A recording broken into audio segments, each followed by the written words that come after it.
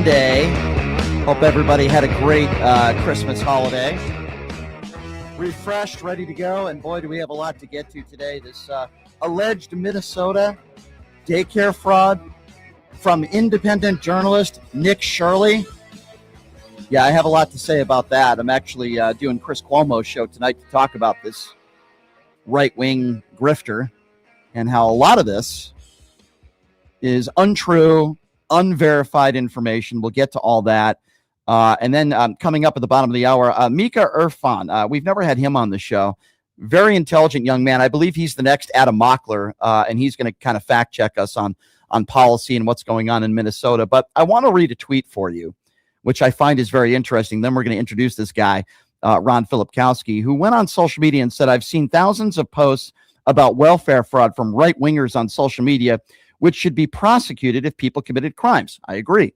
He also says, but zero posts about the dozens of wealthy, rich fraudsters who stole billions from thousands of people who've been pardoned by Trump. That's a pretty good tweet, and I tend to agree with Ron Filipkowski, the editor-in-chief of Midas Touch, who joins us right now on PTL. Ron, it is good to see you, my friend. How are you? Good. Just getting through my marathon 500 worst things Trump did in 2025 columns. That's gonna be another good read. I loved the read over the weekend where you had the top 25 worst people in Donald Trump's orbit. Stephen Miller being number one, by the way. It was a great article and I loved it. And he went into detail and I thought it was awesome. I want to ask you about this Nick Shirley video that's gone viral.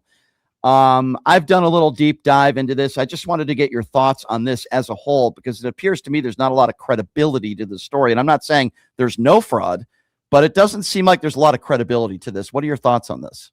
Yeah, I mean, I haven't really dig that much into it. I obviously saw what he posted that went, hugely viral. I obviously know who he is. He is, like you said, just a shady right-wing YouTuber looking for clicks. That doesn't mean he didn't legitimately discover some fraud. I don't know, but I mean, what has kind of shocked me is how blown out of proportion this is on, right-wing social media is making this out like it's the worst fraud in history. And I'm like, I'm working on this project right now, which is the 500 worst things that Trump did in just this past year. And a legitimately big chunk of those things is pardons.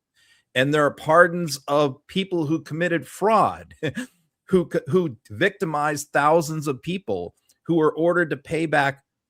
One guy was 1.6 billion, ordered to pay back hundreds of millions of dollars in restitutions to victims that they scammed. But when Trump did the pardons, he could have structured them where, okay, you get out of prison, you get out of jail, but you still have to pay these people back. But he didn't. He wiped out their debt so they don't even have to reimburse their victims. George Santos would be an example, who had hundreds of victims. He was supposed to pay back $7 million in restitution. Trump just wiped it off the books. So there's a whole bunch of these people. And I have never, ever once seen any MAGA person or Republican person or anything complain about any of Trump's pardons and how terrible they are and how many defrauded victims that these people have left in their wake. And yet, they're doing night round the clock 24/7 on this scam in Minnesota. I will say this. I mean, Tim Walz is decided to run for, I think, a third term there for governor. And he I don't know if there's anything to this, but obviously it's a big deal.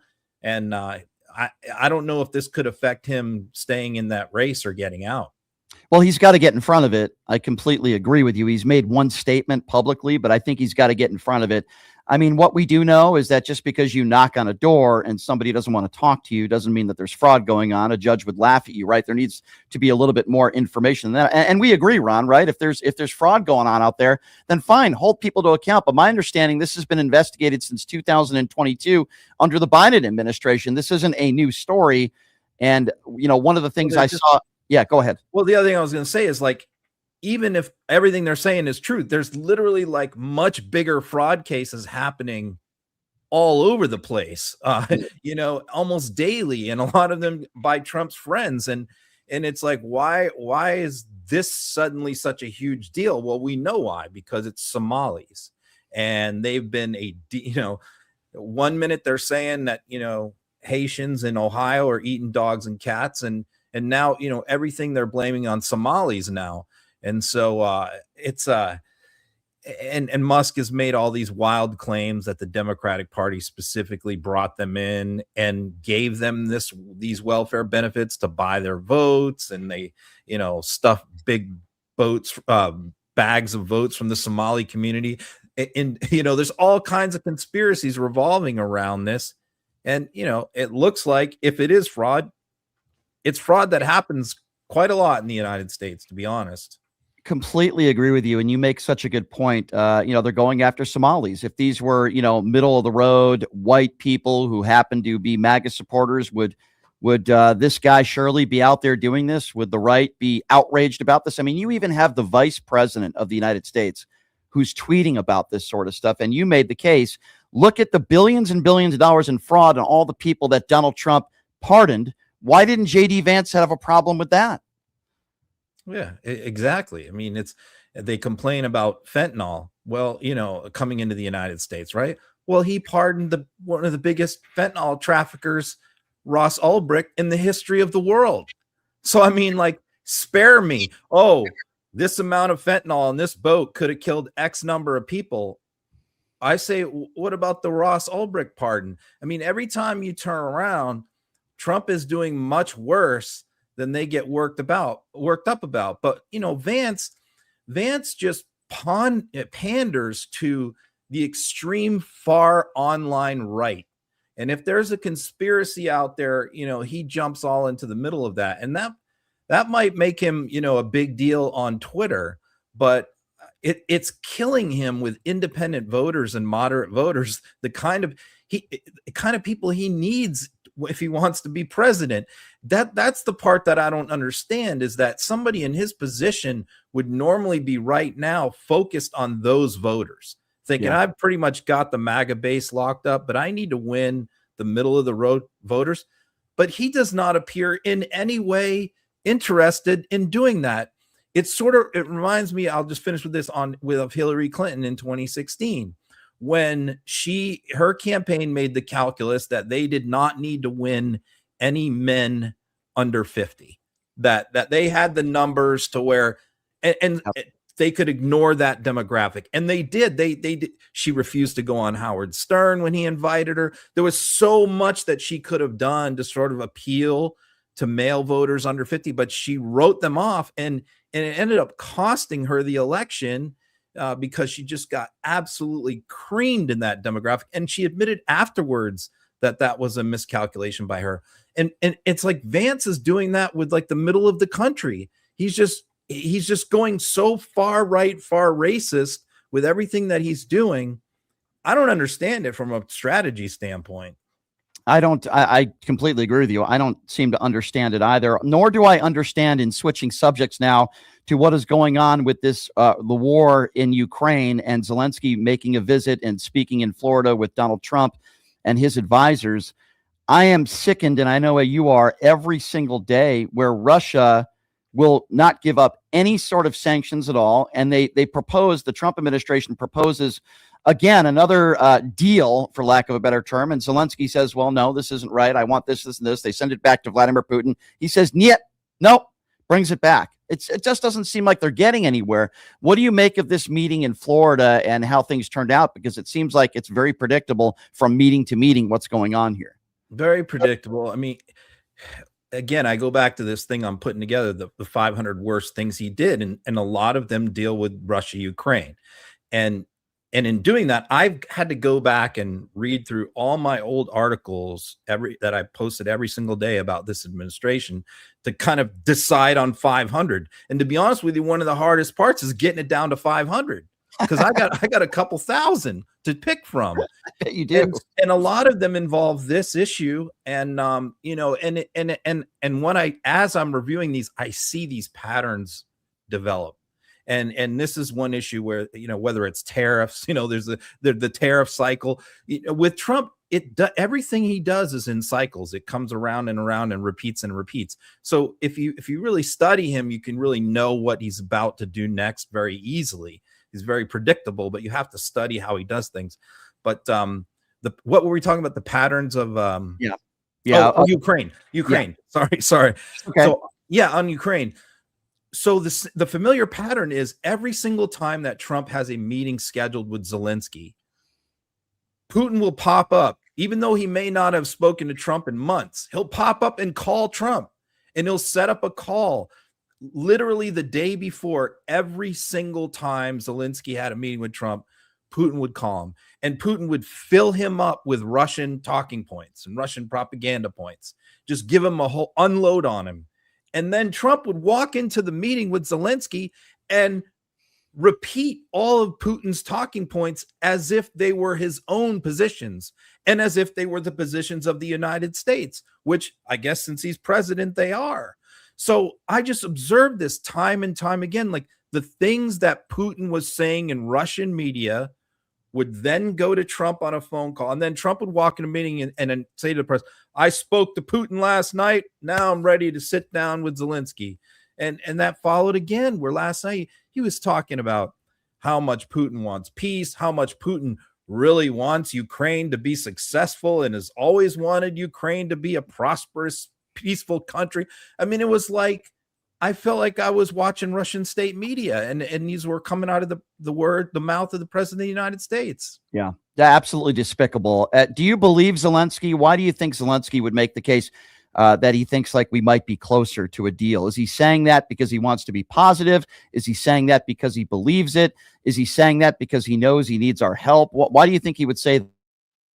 Yeah, I mean, a lot of it is PR, but I can tell you what he's saying is we're closer to reaching an agreement with the United States.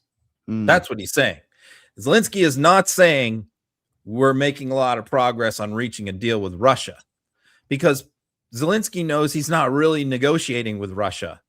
What all he's trying to do is keep Trump from blowing a gasket or giving Trump any ammunition that he can use to go to Republicans in Congress who are pretty pro-Ukraine and justify, cutting ties with them, walking away from them, which I think that is 100% what Trump wants to do, is walk away from this whole thing, abandon Ukraine. And that's what he's wanted to do since day one.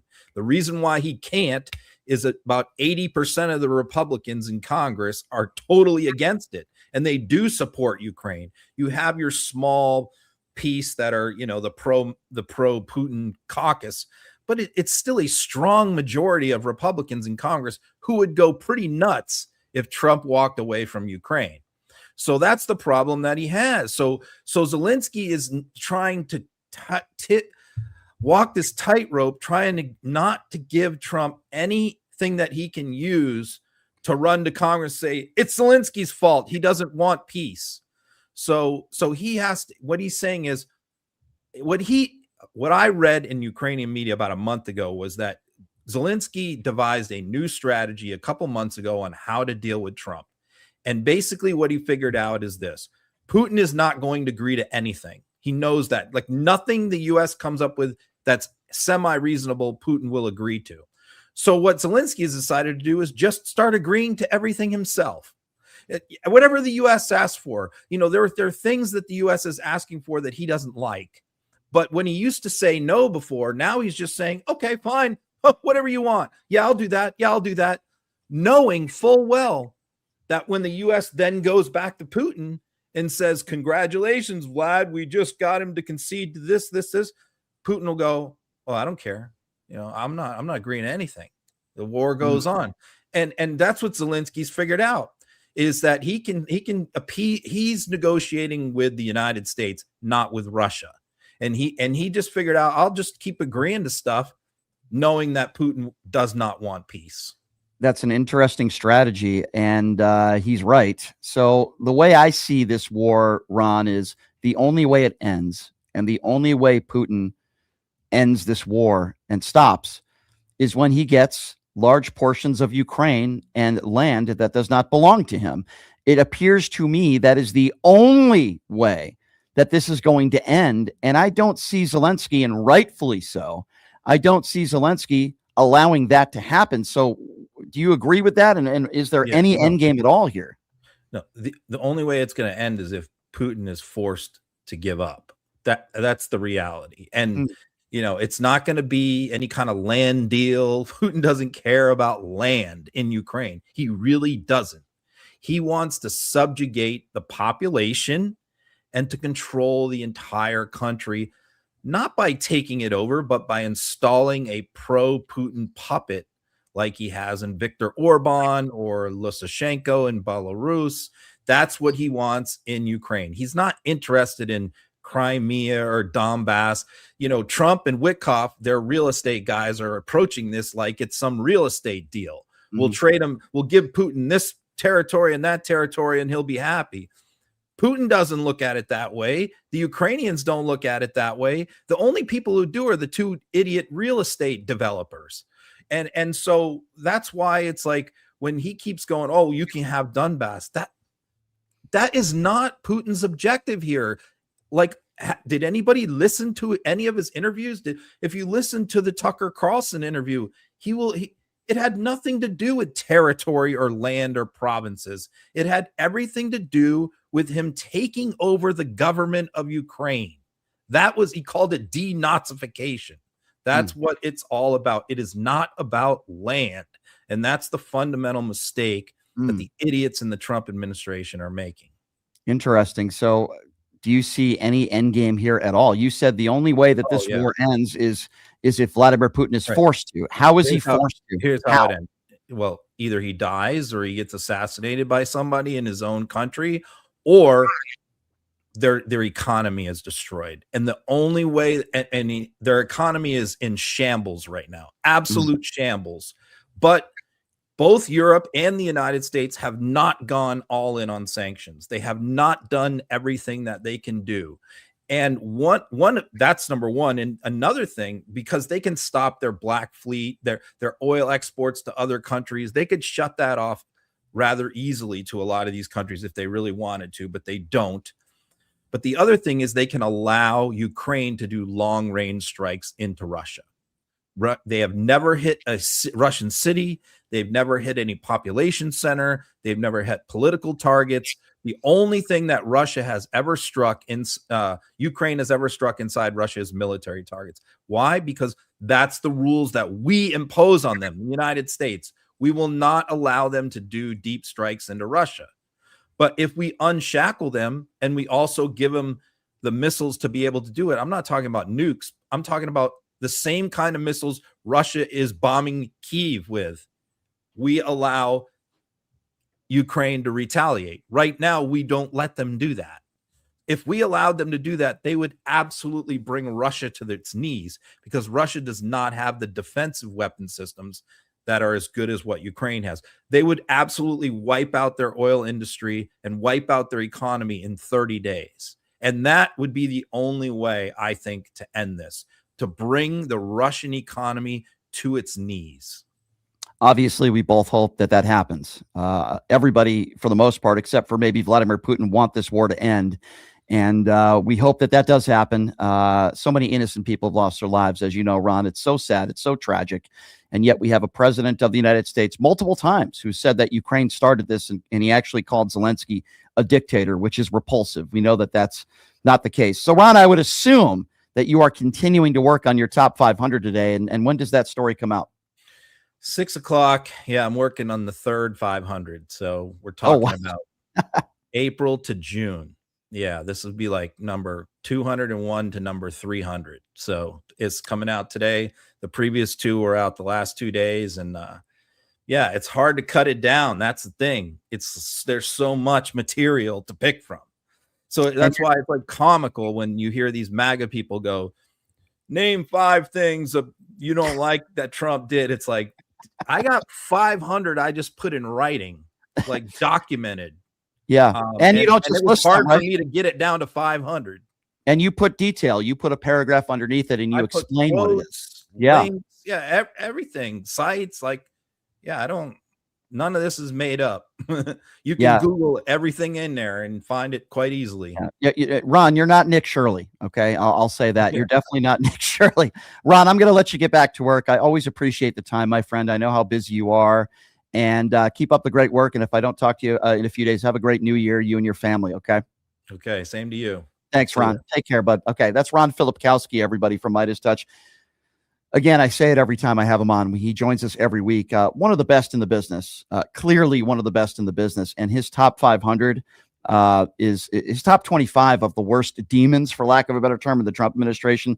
You got to read that, Stephen Miller being number one. Okay, quickly, in a few minutes here, we're going to be going to our new guest, our next guest, I should say, and new. Man, I got a busy next couple days. I just got a call from Chris Cuomo's people. I'm doing Cuomo tonight.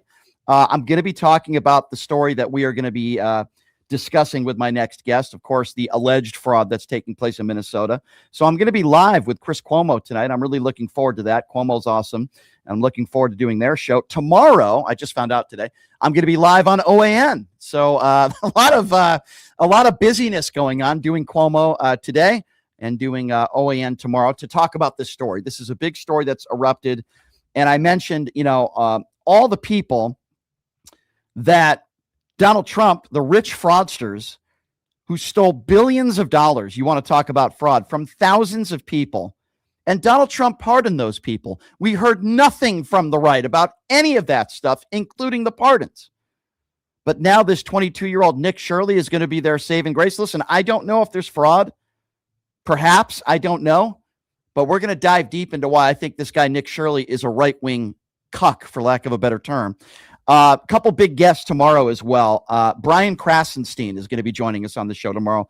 The reason why we're having Brian on, and listen, we've had his brother on, Ed Krasenstein, plenty of times. The reason why Brian's coming on is because he put out a tweet using the same verbiage that Donald Trump used in talking about Colbert. So Brian Krasenstein uses the same verbiage towards Donald Trump, and now everybody wants him in jail. The FBI should be knocking on his door. It's comical. And all these people on the right don't understand. Donald Trump used the same language. And he's the president of the United States. So Brian Krasenstein is from the Krasenstein brothers, is going to be joining us on the show tomorrow. Also, Destiny is going to be joining us on the show to start the show tomorrow. The reason why I wanted Steven on that's his real name, Steven. The reason why I wanted him on the show, I always want him on the show, but Destiny's great. One of the biggest live streamers around. Is because he also has some insight and information into this alleged fraud that's taking place in Minnesota. And this guy, Nick Shirley, who I think is a right-wing moron who just cares about clicks. And I do want to talk about that. So I want to introduce the guy joining us on the show right now. So I had the opportunity to meet him, this extremely intelligent young gentleman, out there at the Un-F America tour. As you know, I'm friends with Adam Mockler. Mockler's been doing this show for years, and I have so much respect for Adam. And I wasn't aware that this guy actually helped him prep for debates, so he's obviously doing a very good job. And then I heard him debate at the Un-F America Tour event and just shredded his opponent. I said, I got to get this guy on the show because I think he's the next big star. His name is Mika Irfan, and he joins us right now on PTL. Mika, thank you so much for being here. How are you? I'm doing fantastic. Glad to be with you. Yeah, thanks for being here, Mika. So obviously your expertise is certainly talking about policy, and there's certainly some Trump policies that I do want to talk to you about. But I want to start off with Nick Shirley and this story that came out in these videos that got 100 million views or more about alleged fraud that's taking place in Minnesota. There's a couple things that I wanted to discuss with you, but I want to get your overall understanding of this story and your opinions on it, and then maybe we'll get into some detail. What are your thoughts on this? Yeah, so first I'll talk about the fraud, and then I'll talk about the reporting from Nick Shirley, which I think has been kind of outrageous. Of course, we're all upset whenever fraud happens and American taxpayers are defrauded and stolen from. And we're also upset, especially whenever immigrants come into this country and they participate in fraud, especially refugees, people that we decide to take into our country. They should be the least likely to steal from us. They should be the most thankful for being here. But regarding the reporting from Nick Shirley, pretty much everything that they're saying right now is at least inaccurate and sometimes outright wrong. They're saying that Nick Shirley broke the story on this fraud. This fraud was first discovered by the Biden Department of Justice, and already over 50 people have been prosecuted successfully, and several people are in jail. So this isn't a new news story. It isn't something that he broke. The mainstream media has been reporting on every single element of this for years, including the daycare fraud. And his own reporting has been inaccurate. He's claiming a total fraud number and orders of magnitude that are higher than the actual amount. He's saying it's over the GDP of Somalia. That's not true. He's going to daycares that are clearly closed. He's not showing the paper that's on the door that they're actually closed. He's going to ones that are not even open and haven't been open for over a year. And of course, Elon Musk, Mike Johnson, JD Vance, every single Republican is supporting and spreading his message uncritically. Well, obviously, because they don't care about what's true. They just care about supporting their narrative. It's frankly very frustrating that they're trying to make a use this real fraud as a political cudgel against the Democrats. Yeah, I completely agree with what you just said. Let's talk about that learning center. That was the center where they spelled the word learning wrong. Correct me if I'm wrong on this, but the information that I have gathered, that their business license is on probation right now. They've had a number of different infractions and warnings, which have absolutely nothing to do with fraud and everything to do with child safety. He shows up at 1 p.m. On the door, it says they're open at 2 p.m. So he shows up when they're not even supposed to be open. And my understanding is that learning center they're not even open right now to begin with. Can you shed some light on that? Yeah, I mean, that's 100% accurate. And this is part of a broader issue of daycare fraud, which is one of the 3 different types of fraud we've seen. The original one that was discovered by the Biden administration was regarding COVID relief funds for feeding children. They're saying Tim Walz is doing nothing to combat daycare fraud and other forms of fraud. This is actually just not true. Plenty of daycare centers that were receiving money as part of this fraud scheme have been defunded by Tim Walz and are currently being investigated by Tim Walz and the Attorney General in the state of Minnesota. So they're just making up lies about Tim Walz in order to, as Nick Shirley is saying, end his political career. They don't seem to care about the truth at all. Yeah, that's my biggest issue here. And going back to Nick Shirley, has he ever investigated Republicans? And I was just talking to Ron Filipowski about this, where it seems interesting that Donald Trump literally has pardoned a bunch of people who committed billions and billions of dollars of fraud from thousands of different people, and he pardoned those people. And I didn't hear Nick Shirley or anybody on the right complaining about that. I wanted to ask you a little bit more about Joe Biden. So did Joe Biden investigate? This was back in 2022. Correct me if I'm wrong, where the investigation started. Can you shed some? Was this daycare fraud? What kind of fraud were they investigating in the Biden administration back in 2022 that you can share with the listeners? Yeah. So the original case of fraud regarding the Somalian community was the Feeding Our Future fraud scandal, which was it was hundreds of millions of dollars of fraud.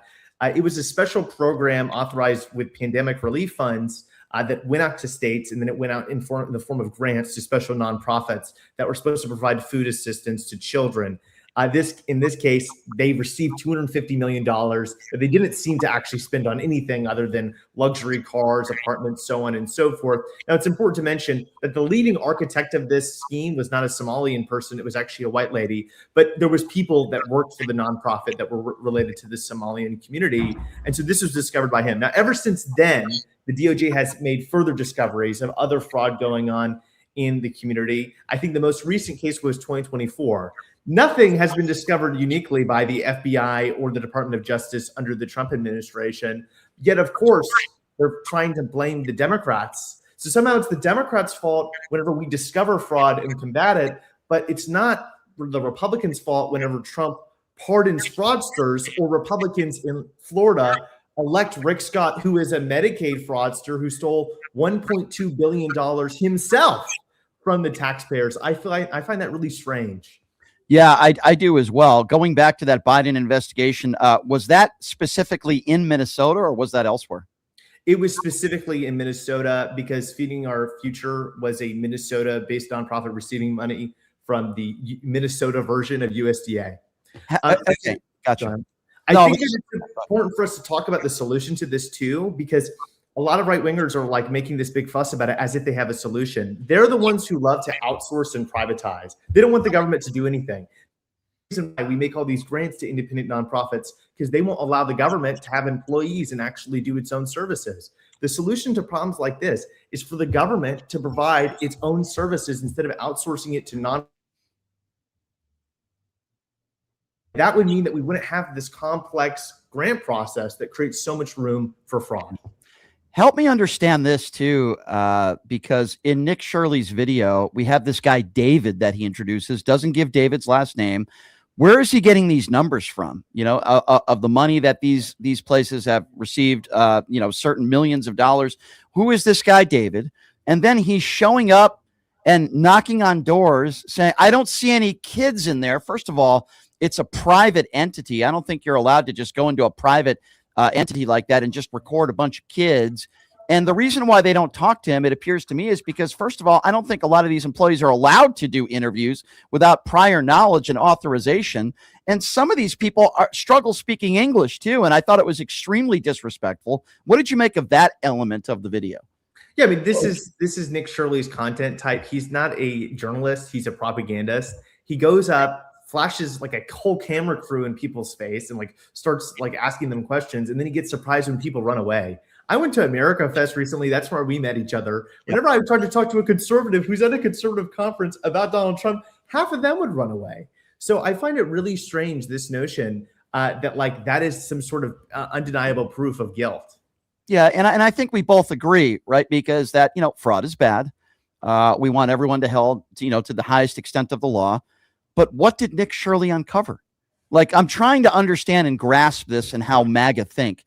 What exactly did he uncover in that video other than interviewing one or two people on the street that don't know what they're talking about, attempting to interview people that work in these daycares that did not want to talk to them? They were not allowed inside the daycares. They didn't interview anybody of substance that was willing to talk. And they show up at one daycare facility that was locked because they're on probation. And my understanding is they've been closed for quite some time now. What did he uncover? I don't know what to tell these people. Like, what did he accomplish there? Yeah, he didn't really uncover anything. What he did do is get boosted by Elon Musk and all the Republicans because he did spread a bunch of misinformation that suits their narrative, right? At the very beginning of his video, he says that Tim Walz and the Minnesota government is like complicit in this scheme, even though they're some of the ones that are responsible for uncovering it and stripping the licenses of these daycare centers. He's platforming like this crackpot blog guy, which we don't even know the basic information about, so that he can overemphasize the data on this and say it's $12 billion of fraud or whatever. I mean, it's just completely and totally ridiculous. But of course, this is what they're doing this on purpose. They have a bone to pick with the Somalian community, and they had that bone to pick with them before they even knew there was any fraud. They just don't like them because they have prejudice towards immigrants, right? They refuse to ever point the finger at the real powerful interest groups in this country that are ripping Americans off, the political class.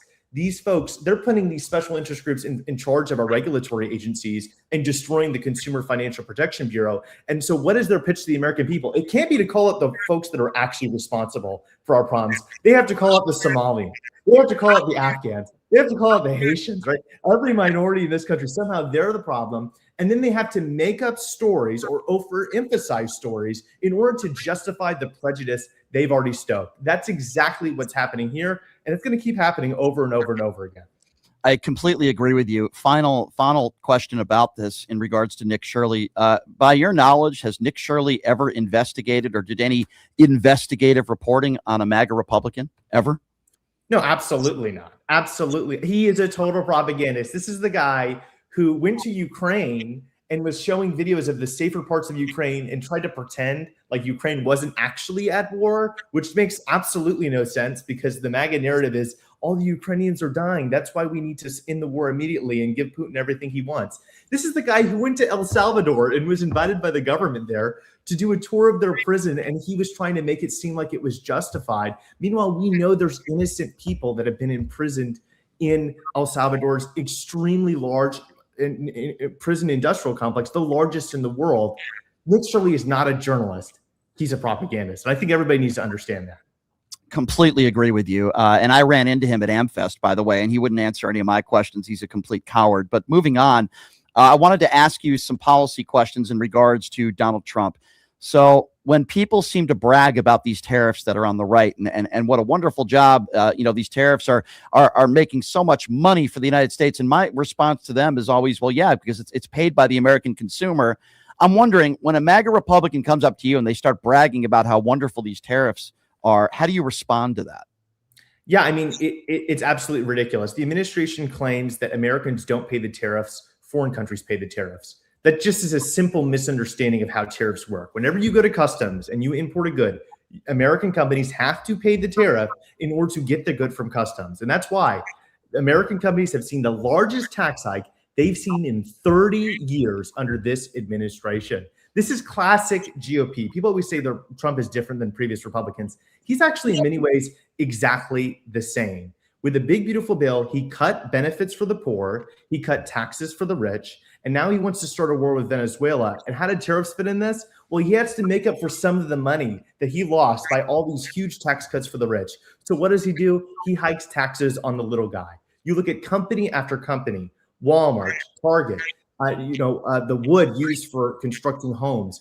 All of the companies tell us they've had to raise their prices because of Trump's tariffs. There was a survey of 30 Walmart goods. It was like 29 of them increased in price because of tariffs. Everything in the grocery store, except for eggs, which is down 42 cents, is more expensive in large part thanks to this president. There's simply no denying it.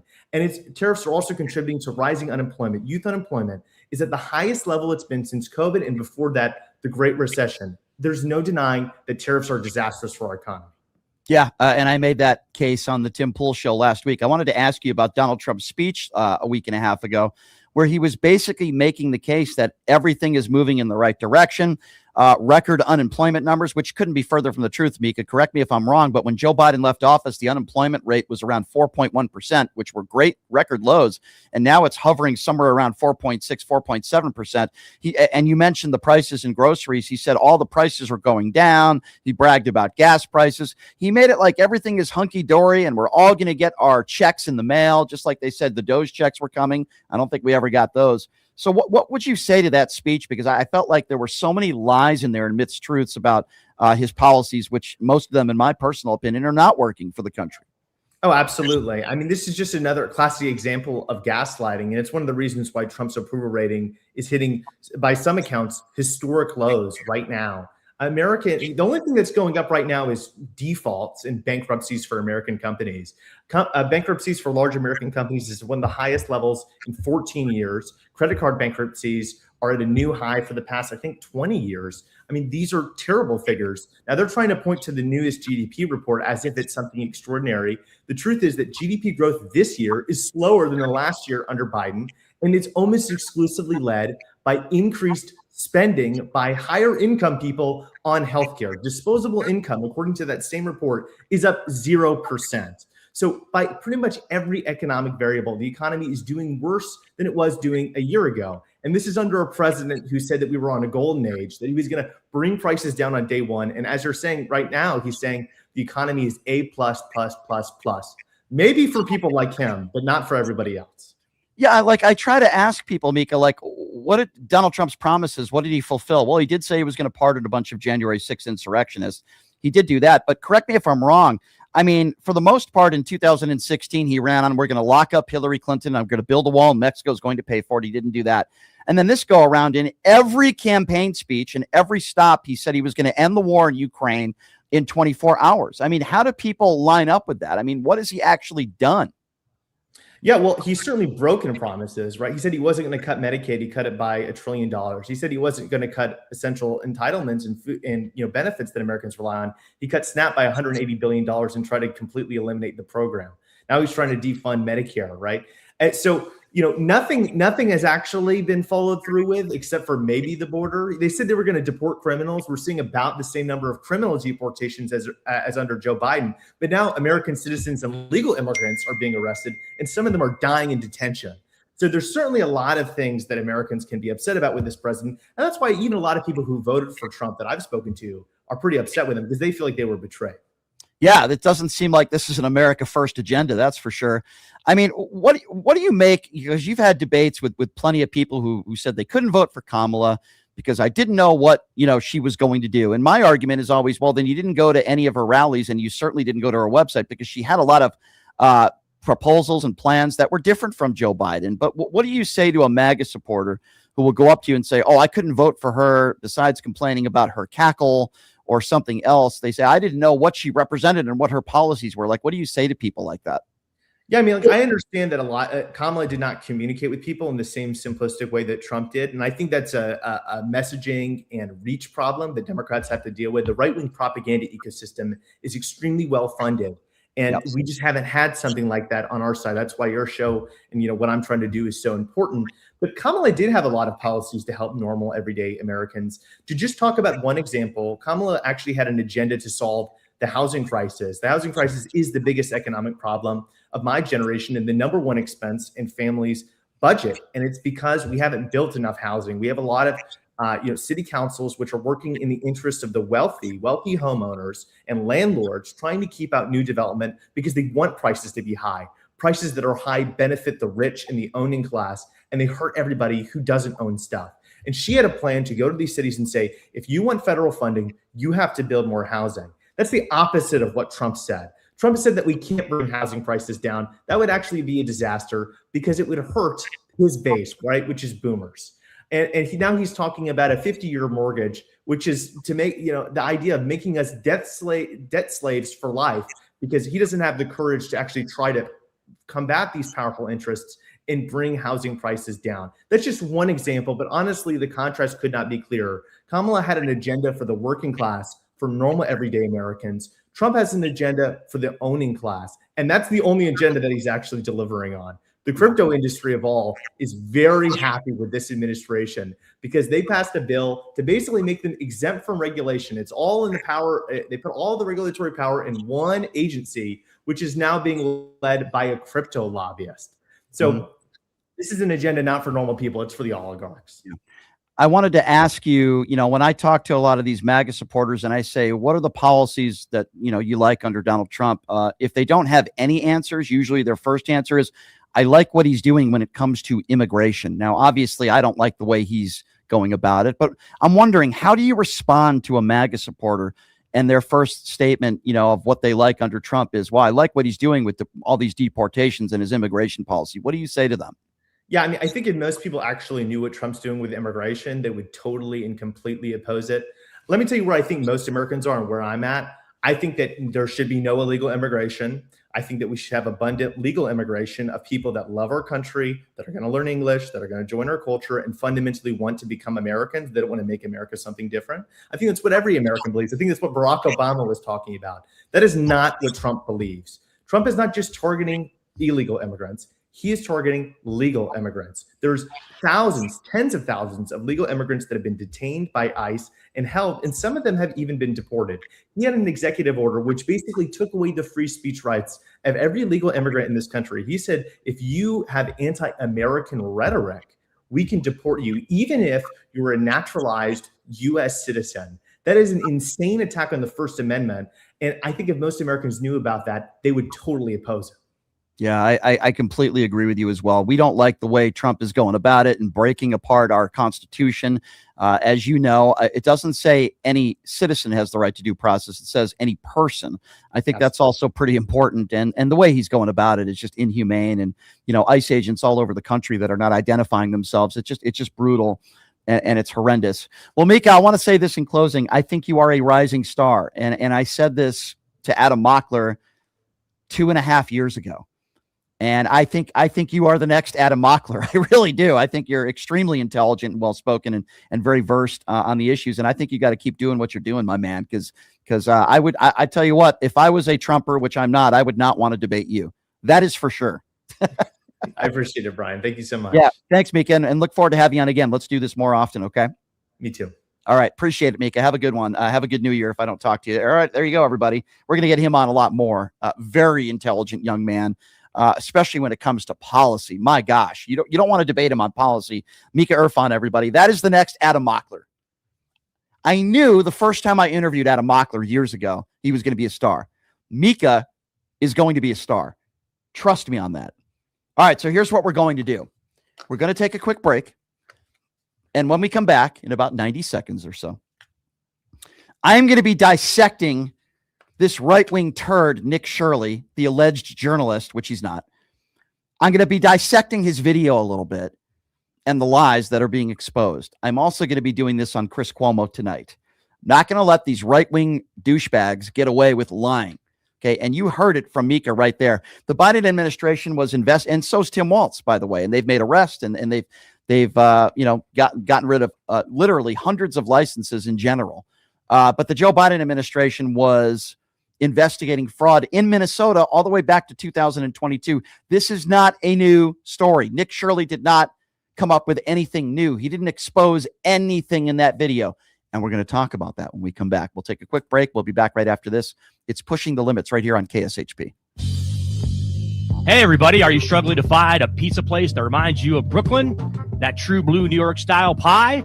Well, worry no more. Stallone's Italian Eatery Pizza is a knockout. We're located at 467 East Silverado Ranch Boulevard, just off of Premier Road, half a mile east of South Point Casino, just minutes from the Las Vegas Strip. Come by and grab a slice of pie. Plus, check out our Brooklyn-inspired Italian cuisine. Our sandwiches are super. Hero, that is. Because why be a sub when you can be a hero? Stallone's Italian Eatery is here to serve you phenomenal food, Vegas. Forget about it.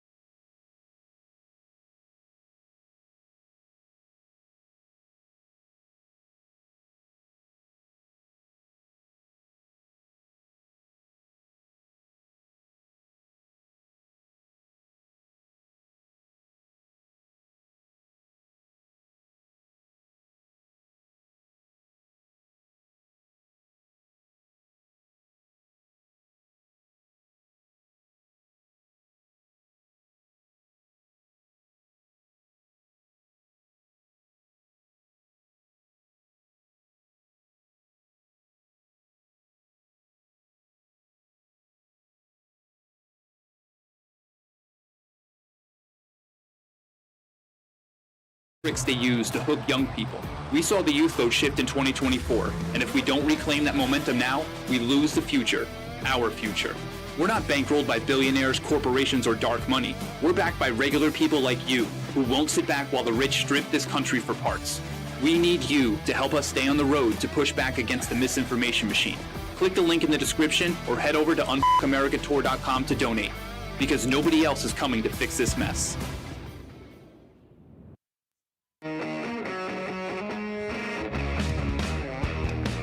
All right, welcome back. It is Pushing the Limits on a Monday. Thank you so much for being here. Don't worry, we'll be taking some phone calls coming up here in just a few minutes. And as I mentioned to you, we have a couple big guests that are going to be joining the program tomorrow. Destiny is going to be joining us to start the program tomorrow. Looking forward to having Destiny on the show.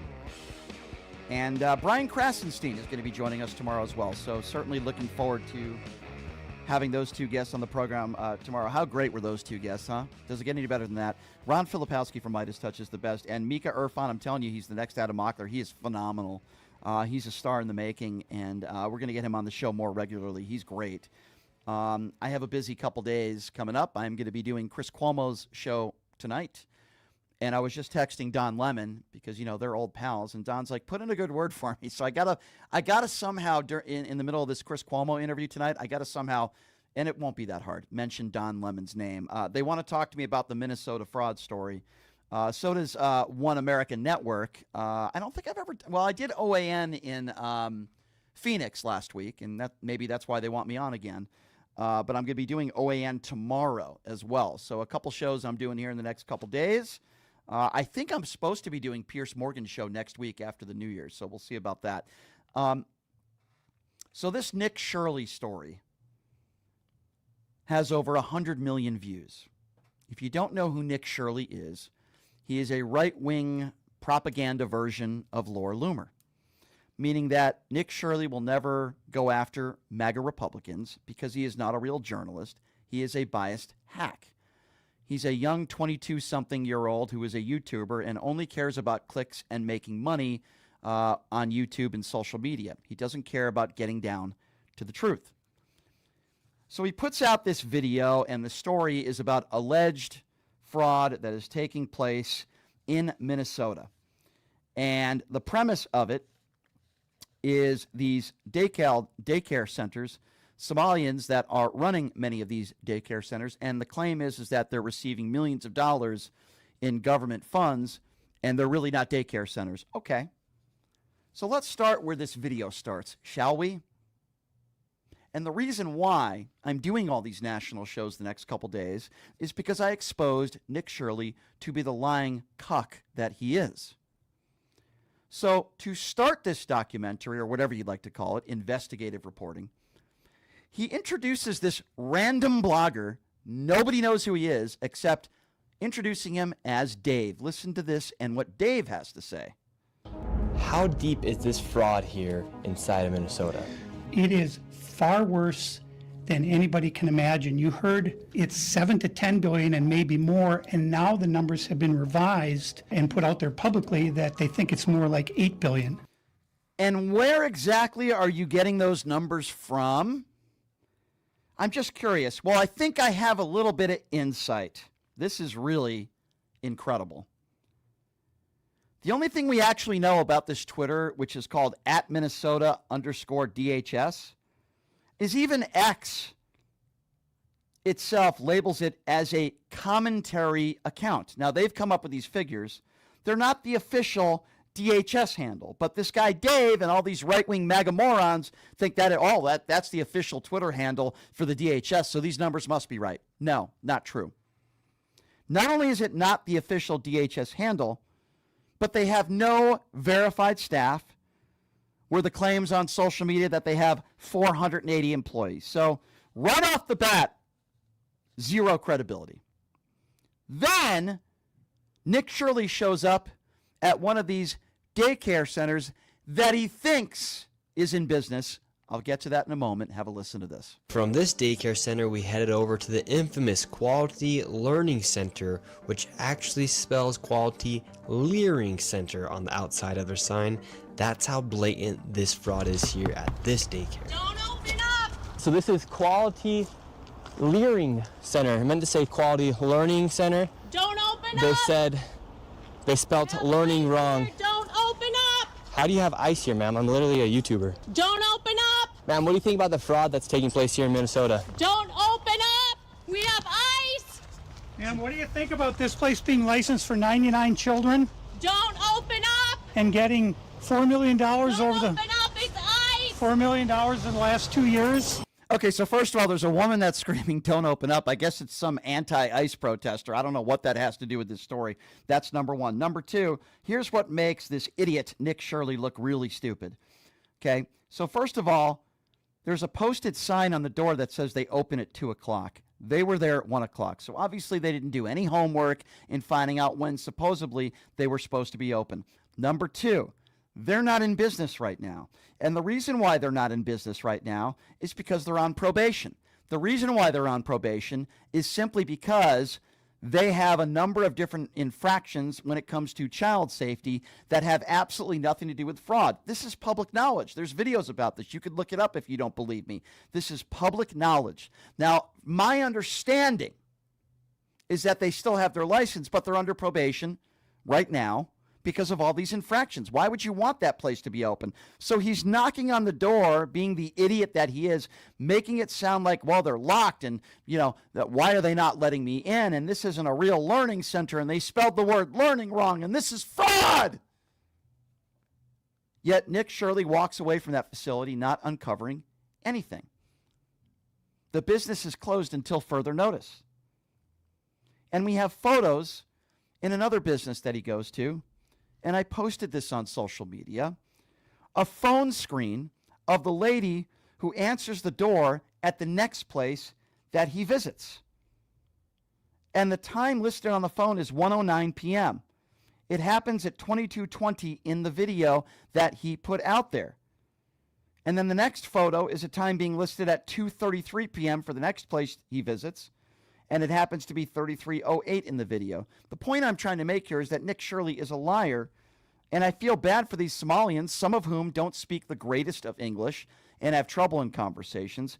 And then he interviews this guy outside of this facility, just some random person walking by. Listen to this. All the fraud. Have you ever seen children at that daycare center right there? Where? Yeah, it's right there. It says the child. You've never seen daycare. I haven't seen anybody in there. We're going to educate you on something. So what do you think about this daycare center? They spelled learning wrong. They've received over $1.9 million this year alone, and they're supposed to have 99 children here. I don't see it. Have you ever seen any children here? None, not at all. None. This year they got 1.9 million. Last year they got 1.5 million of your tax money for 99 children. We just want to know where are the kids. Right.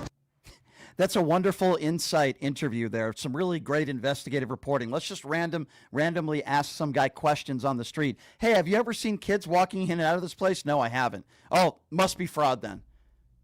That's investigative reporting. That is a joke. Okay, that is an embarrassment. And then he gets the door closed on him because he shows up at some. See, I know a little thing or two about this because I actually at one point was a journalist. Now I'm a talk show host, an opinionated talk show host. But if you're a journalist, the responsible thing to do is to call these facilities way ahead and see if you could take a tour, see if you could bring cameras in there, and see if you can do an interview. Now, obviously, Nick Shirley's not a journalist. He didn't do any of this stuff. So he just shows up at another daycare center, and this Somalian woman, it appears, is struggling to understand him, which to no fault of her own. And then they close the door on these people because you can't just show up at a private facility and expect to be able to take pictures, especially of kids. And this is how this went down. Have a listen to this. Now we're inside of the building where there's apparently 4 child care centers. We met this lady and we followed her to the back of the building where the daycare was supposedly at. So right here we have 2 child daycare centers. We have the Minnesota Child Care Center, and then we also have Nuna. Between the two, 2.66 million. Hello. Hi. Hi. Why are you recording? Yes. We would like to know. Well, it says we're trying to figure out 102 children. Is that for this facility? What is the name? Why is it? It's from the state of Minnesota website. It says you have 102 children here in your child care. Which child care name is a lot of Minnesota Child Care right here. It's from the state of Minnesota's website. We're just wondering where the children are. Where the children are? Yeah, where are the children? It says you have 102 children here, and you got $2.66 million this year in funding, and $2.5 million last year. We're just wondering where the kids are. And who are you? My name's Nick Shirley. Nick Shirley. And where are you? Which department? Oh, we are from ourselves. Yeah. Hello, we'd like to ask where the money's going. Look at that. Shut us down. Where are the children at? No children inside of this daycare center. And look at this daycare center right here. No children inside of this daycare center. But between those buildings, over $2.6 million.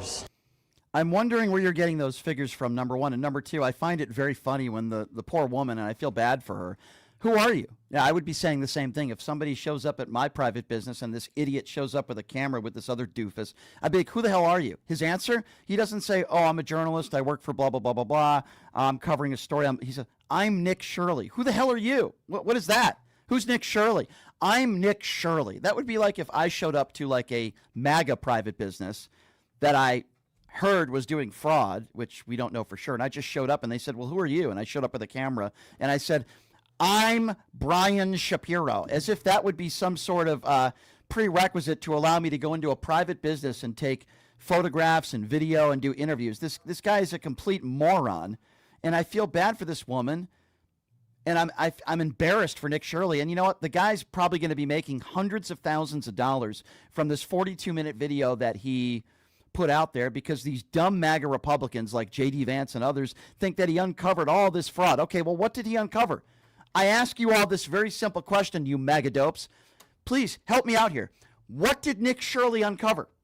Well, you have this blogger who claims there's all this fraud with no supporting evidence. We don't even know who this blogger's last name is. He's just Dave. Number two, he shows up to this facility that is closed, not just closed because it wasn't during their normal regular business hours, but it's closed because they're on probation and they haven't been open for months, according to sources. Then he shows up to a couple other facilities. He's not able to conduct any interviews. They don't want to talk to him, and they shouldn't. And the only actual real interviews he does is with some bystander walking down the street. What did he uncover? We know the Biden administration back in 2022 started in the Biden DOJ in uncovering fraud in Minnesota. Many of businesses lost their licenses. In fact, there are people that are in jail right now because of that. We also know that Tim Walz has also investigated this and taken away licenses for fraud. And if there is fraud, fine. Go ahead and investigate it. A real investigation. I have no problem with that. Nick Shirley didn't uncover anything. And they're saying he deserves the Nobel Peace Prize or something to that matter. I don't know. He deserves some sort of prize. I don't know. Maybe a pair of Donald Trump knee pads. That's the prize that I would give him. But again, these are the same idiots that say Donald Trump deserves some sort of prize, the Nobel Peace Prize. So would you be surprised? Tell me. I want to know, MAGA Nation. Tell me what Nick Shirley exposed. Tell me the story and what he exposed that we didn't already know. He certainly didn't unveil any fraud that was going on. He wasn't allowed in any of these facilities with a camera. So tell me, what did he unveil? Tell me, what's the crime? Number to call, 702-221-7283. And then the number to call if you want to be a part of the conversation is 702-221-7283. Again, 702-221-7283 is the number to call if you'd like to be a part of the conversation. Obviously, we're talking about Nick Shirley, the story that came out. I believe Nick Shirley to be a fraud.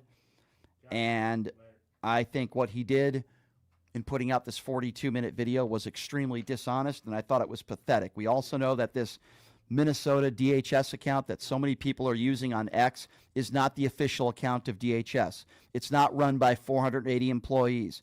It hasn't been, thrown to government whistleblowers suspended for exposing Walz. That's also not true. None of that is backed by X's own label or official DHS channels. So that is also a blatant lie. And again, I ask all of you this very simple question before we take calls at 702-221-7283. There have literally been no posts about the dozens of wealthy, rich fraudsters who stole billions from thousands of people. Those people were pardoned by Donald Trump. So if these MAGA morons care so much about fraud, then please explain to me why they've never mentioned any of that stuff. I don't know. I find that very interesting. All right, let's get to the phone calls. 702-221-7283. We do have a caller from Minnesota. Let's go to Chris. Chris, what's going on? Hey, how are you doing, Brian? What's up, Chris? What's on your mind? I talked to you last week, actually, about how I was trying to convince you to be a Trump supporter. You know how it's cool to talk about Arnold Palmer's penis and all that type of stuff? Yeah, I do. I remember. Well, I'm back for round two. Yeah, I'm back for round two, man. And let's talk about how he shields me from new ideas and critical thinking, so now we can let the AI data centers that are being built do our thinking for us. Why do I need common sense? My God King can keep telling me what to think about. Do all this AI technology without him having to stop eating his well-done steak and drinking Diet Coke and probably getting diaper change. I mean, Brian, I can go on for at Chris, least can I ask seconds. you? Can I ask you, Chris, because since you live there in Minnesota, do I have this wrong? The Biden administration opened up investigations into fraud in Minnesota back in 2022. And there are people in jail right now. Many have lost their licenses. And my understanding is Tim Walz has investigated this as well. I don't understand what Nick Shirley has uncovered here. I'm confused. Help me out here. He hasn't uncovered anything. Don't get me wrong. We got problems here in Minnesota. I think Walz has to do some things better. But he's also done a lot of good things that other states would die to have right now, okay? We have a lot of good things going on. This is a great state to live in. I've lived in 11 states. This is a great state to live in. I know what I'm talking about. I grew up here. We have our problems, of course, but fraud, it's being investigated. If there is, take care of it. It'll be taken care of. Not concerned about it. It's not like the Republicans who are just going to sit there and, blow it all off for the God King. No, we don't. I don't do that. I don't know too many other people who are doing that other than MAGA. So yeah, I agree. And the point that I bring out all the time, fraud is fraud. and it should be, we agree, if there's fraud going on, then it should be taken care of. But, nobody on the right seems to want to talk about Jared Kushner receiving $2.1 billion from the Saudis. Nobody wants to talk about Donald Trump's, $100 billion, or I shouldn't say $100 billion, but $1 billion crypto scandal that he's enriched his family with. They don't want to talk about any of that kind of fraud or the pardons that Donald Trump has given out to those that have stolen billions. They don't want to talk about any of that fraud, but they're so interested in this alleged fraud. And because Tim Walz happens to be the governor of Minnesota, I find that very ironic, don't you? Yeah. Think about it. Saudi Arabia, UAE, Syria, Oman, and Turkey are all in corrupt dealings right now. That's just off the top of my head. Yeah. I think also something has to do with the fact that they want to go after migrants. They want to go after people that are brown, that have brown skin. That's what I think. And if you're a MAGA Republican, a middle-aged white guy, you can, you can beat police officers, and somehow you're a hostage and a patriot. And I do find that quite interesting as well. I do appreciate your call, my friend. Stay safe out there in Minnesota, and tell Tim Walz I think he's doing a fine job. Take care, Brian. All right, take care. 702-221-7283. Again, that number, 702-221-SAVE. Let's go to Gabe. Gabe is next up on PTL. Hello, Gabe. Hey, buddy. I hope you had a good Christmas and a safe holidays. Did. The only two things. The only award that MAGA and Donald Trump can win is the Darwin Award. That's basically eliminating themselves from the gene pool by doing something really stupid or just jumping off a cliff or something like that. Anyway, so the other topic that I want to discuss is I know we have about 3 years before the Democratic candidates to say that they are announcing in 2028. Yeah. But here's the thing. Whoever the Democratic candidates are, and whoever is going to win, they really need to say, "I will prosecute the criminals who are committing the crimes in the Trump administration: Marco Rubio, J.D. Vance, Donald Trump, Stephen Miller, the ICE agents." I'm sorry, the Democrats need to quit being so soft and get a. Well, I agree. Obviously, I agree with you 150%, my friend. And we'll wait and see how things play out for the midterms in 2028. But I try to expose these MAGA buffoons the best I can. And again, I'm asking MAGA out there. I'm asking any of you right now. What did Nick Shirley uncover? That one place was closed not during normal business hours. By the way, they were closed temporarily anyway because they're on probation. He knocked on a few other daycare centers' doors. They wouldn't talk to him. So what did he expose? We see some guy, Dave, who's a blogger, who puts out all these numbers from an unofficial DHS account, posting stuff on Twitter. X has even said they're not the official DHS account. So what exactly has he uncovered? Really, I want to know. You have Kash Patel out there saying, "Oh, well, we're opening up these investigations and we're going to go after these people." Okay, where's your evidence? If you can find some evidence, great. Go ahead and prosecute. I know how much you guys enjoy prosecuting brown people. We know that it's a fetish within the Trump administration. But Nick Shirley didn't accomplish anything other than what he wanted to accomplish, which was make a lot of money with clicks and clickbait on YouTube. 702-221-7283. Let's go to Ray. Ray is next up on PTL. Hello, Ray. Hey, Brian. How are you? What's up, Ray? Hey, so if you go on Facebook, it's apparently in Minnesota, we have a whole money laundering thing through Somalia at the hands of Tim Walz. If you go on Facebook, okay, so hold on a second. Where has that been proven? What's your source? What do you mean if you go on Facebook?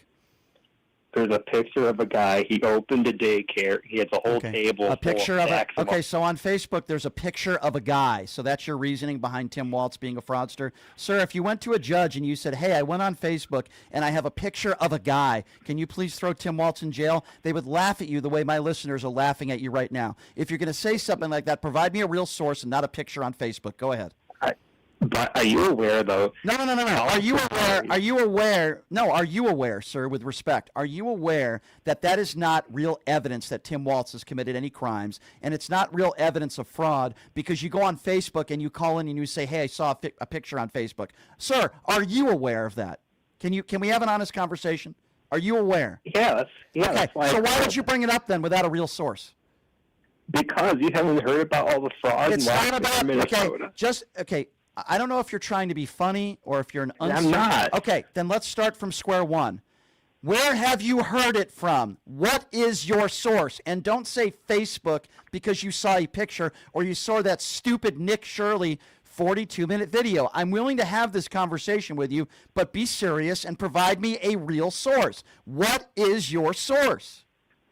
The Gateway Pundit. It's on Breitbart. It's on Okay, Twitter. so what did they say? Okay, I don't care what's on Twitter. That's not a real source. Twitter is not a source. It's a social media platform. So you mentioned Facebook. So tell me a name and give me evidence and a charge, please. Give me a name, give me evidence, give me a charge, and real evidence of fraud that is going on, and then we can talk about it. Well, here we go. The FBI is investigating a fraud scheme. Okay, so this is from Reuters. Gotcha. Okay, so the FBI is investigating a fraud scheme. Do you know how many fraud schemes the FBI is investigating right now, sir? Are you aware? Quite a few. Quite a few, right. So just because the FBI is investigating something, it doesn't mean that there's actually fraud going on. Now I want to ask you a question. Since you seem like you care so much about fraud, by the way, that's never been established. Just because the FBI is investigating something doesn't mean that it's been established that fraud is committed. Just because the Gateway Pundit says that the FBI is investigating something. I'll give you an example. I'll give you an example. The FBI investigated Hillary Clinton. The FBI investigated Barack Obama. The FBI investigated Benghazi. The FBI investigated the so-called Biden crime family. Where did they get with that? They haven't completed the investigation. Yes, they have. Yes, they have. He wasn't born. Yes, they have. Yes, they have. It is closed. The investigation is closed into Benghazi and Hillary Clinton. The investigation, if at all, is closed into Barack Obama. That was a lie put forth by Donald Trump in the birther issue. That is a lie. How about Comey? How about the Comey FBI? How about the Letitia James FBI investigation where they dropped the charges? So the point I'm trying to make to a MAGA person like you, sir, is just because they're, quote, investigating something doesn't mean that there was a crime that was committed. Now let me ask you a question, since you care so much about fraud, so you claim. What about the thousands of victims out there and the billions of fraud that was conducted by people who Donald Trump pardoned this year? Do you care about that, sir, at all? See, that was already established because it was proven in a court of law. These people were charged and convicted. It wasn't just an FBI investigation. What would you say to the numerous people that Donald Trump pardoned, his friends, who ripped off billions of dollars in fraud? I want to know, what are your thoughts on that, sir? Well, we can get into that. So the January 6th pardon wasn't talking about January 6th pardons. I need you to listen to the question again. Please listen, and then I'll give you the opportunity to respond. Nothing I said is in regards to January 6th. I was specifically talking about numerous people who Donald Trump has pardoned, thousands of victims who stole billions of dollars in fraud schemes. Does that bother you? And my question has nothing to do with January 6th. Which one are we talking about? There's many people. I mean, he doesn't keep the best company. I will admit that. Does it bother you that Donald Trump pardoned people who stole billions of dollars, thousands of victims? Does that bother you? They were fulfilling Trump has pardon powers. I didn't say the question wasn't about whether it was up to him or not. The question wasn't whether he had the legal right to do it. I'm asking you a human-to-human question because it seems to bother you so much. Allegedly, that the FBI is investigating fraud, not even proven, no charges filed. But that bothers you so much that you called into the show to talk about it. Allegedly that the FBI is investigating. By the way, the FBI has been investigating fraud in Minnesota under the Joe Biden administration back in 2022. I'm sure you were unaware of that, but that's okay. It bothers you so much that they're investigating. I'm asking you a question, not whether Trump has the right to do it. Please listen. Does it bother you as much, or maybe even more, that Donald Trump pardoned individuals who stole billions of dollars in fraud. It was prosecuted in a court of law and thousands of victims. This is already established. It wasn't just an open investigation. They were prosecuted in a court of law, meaning he got them out of jail. Does that bother you? I could say Jared Kushner's father is one of them. Does that bother you at all, sir? I mean, you're moving the goalpost. Okay. Have a nice day, sir. You sound like a Tucker Carlson. That was a very weird Tucker Carlson laugh, and I think that meant you got me. I'm not going to answer the question honestly. I don't know what else to say other than, quote, you're moving the goalpost. No, sir, I wasn't moving the goalpost at all. You said that there was fraud. You mentioned a Facebook picture. That is not a source. Then you made a case, and I don't even know if this is true or not, but the Gateway Pundit says that there's an investigation. There are no charges filed at this time. Nobody has been convicted. But you're very upset, so much so that you called into this show. But then when I actually give you cases where people have been prosecuted for fraud and Donald Trump pardoned those people, you don't know what to say, so you use your Tucker Carlson laugh and you say you're moving the goalpost. No, sir, I'm not moving any goalpost. You're just a moron. The number to call if you want to be a part of the program is 702-221-7283. And again, that number, 702-221-7283. Somebody on social media said he sounded like Tiny Tim. I tend to agree with him on that one. 702-221-SAVE. And I ask MAGA Republicans this very simple question. What did Nick Shirley uncover? What did he uncover? What did he show the American people that we didn't already know? One facility was already closed because it was on probation. He shows up at 1 p.m. when the normal business hours are 2 p.m. That's already been established. Of course, the door was locked. And then he goes to a couple other facilities where they won't let him in. So my question to you is, MAGA supporters, what did Nick Shirley uncover in this investigative reporting besides some random person that was walking down the street who said he didn't see any kids walking into a facility? A judge would laugh at you if that was your only evidence. I'm asking you, MAGA supporters. Hopefully you can do better than the last caller because he didn't really prove anything. 702-221-7283. Again, that number if you want to be a part of the show, 702-221-SAVE. Let's go to Terry. Terry is next up on PTL. Hello, Terry. Hi, Brian. Good afternoon. What in the hell is this guy doing trying to go into daycare centers? Yeah. I mean, this is absolutely ridiculous. He's just starting trouble. And let me tell you something. I've worked in a daycare center for 14 years back in the 90s. And most people that were allowed in there to come in and check things out were people from the health department who would make sure the immunizations were up to date for the children, to also make sure that the child to caregiver ratios were not overstepped. Like, for example, if you were allowed 1 to 15 kids or something like that, you didn't have 1 to 40 kids or something. Right. All safety requirements had to be met. The security had to be met. And actually, security is a big thing now with daycare centers, mainly because of all these shootings. Correct. And, they just want to make sure that, some of them have changed the protocols with their security, but I'm thinking, what the hell is this guy doing? This is unbelievable. I'll tell you exactly what he's doing, Terry, and I agree with everything you just said. All he cares about is clicks and money. He's just like Candace Owens. He's no better. He's the white version of Candace Owens. All they care about is clicks. All they care about is money, and they're willing to lie to do so. And a perfect example of that is the first facility that he went to. He shows up at 1 p.m. How do we know it was 1 p.m.? Because we saw it on his cell phone. I have a picture of it. I posted it on Twitter. On the door, it says they don't even open till 2. So that's lie number one. He was trying to hide that. Number two, that facility hasn't been open for quite some time now. They're on probation, and it has nothing to do with fraud. It has to do with child safety issues. They've been cited multiple times. So he goes into a facility that's not even open. He shows up at the facility not during normal business hours. And because of that, and they misspelled the word learning, allegedly, that means that there's fraud going on in the facility. Listen, if there is fraud going on in the facility, please investigate it and let the chips fall where they may. But he didn't, you help me out here. Did he provide any evidence that fraud was taking place? Yeah, I mean, I don't know what he's doing. I think he's just trying to start trouble, Brian. It's just ridiculous. I mean, you know, maybe not even so much as starting trouble, so much as like just getting clicks and money. And I guess maybe part of that is starting trouble and causing people to get involved. And J.D. Vance tweeting it out, and this kid deserves the Nobel Peace Prize. And what great investigative reporting, where really all he did was showed up with his little microphone and this random blogger idiot named Dave.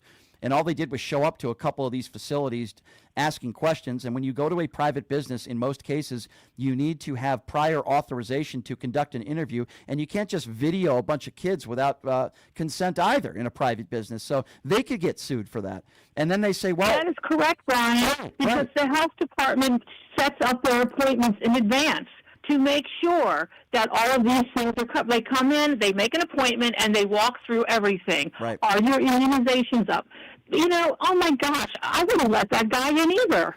Yeah, and then they ask him, they're like, who are you? Like, who are you with? Do you work for the government? Are you an official? Where are you? And he goes, oh, I'm Nick Shirley. Like, any of these people have any idea who this idiot is? I'm Nick Shirley. Who the hell are you? You're some YouTube idiot who, by the way, he gained like 500,000 followers too in the last couple of days because people are so stupid, right? And I sent Nick Shirley a message because I ran into him at AmFest last week. He couldn't answer any of my questions because he's a coward and he's a dope. And I sent him a message, and I said, why don't you come on the show, and why don't you defend what you did? And no response, because he'll only show up to right-wing entities that will do fluffer interviews with him. Well, guess what? I'm going to be doing Chris Cuomo tonight, and I'll be exposing the lying douchebag that this kid is. That's what he is. He's a liar, and all he cares about is clicks. Thanks for taking my call, Brian. You bet. Anytime. I appreciate the call, my dear. Thank you. All right, so here's what we're going to do. We're going to reset things a little bit. We're going to take a quick break.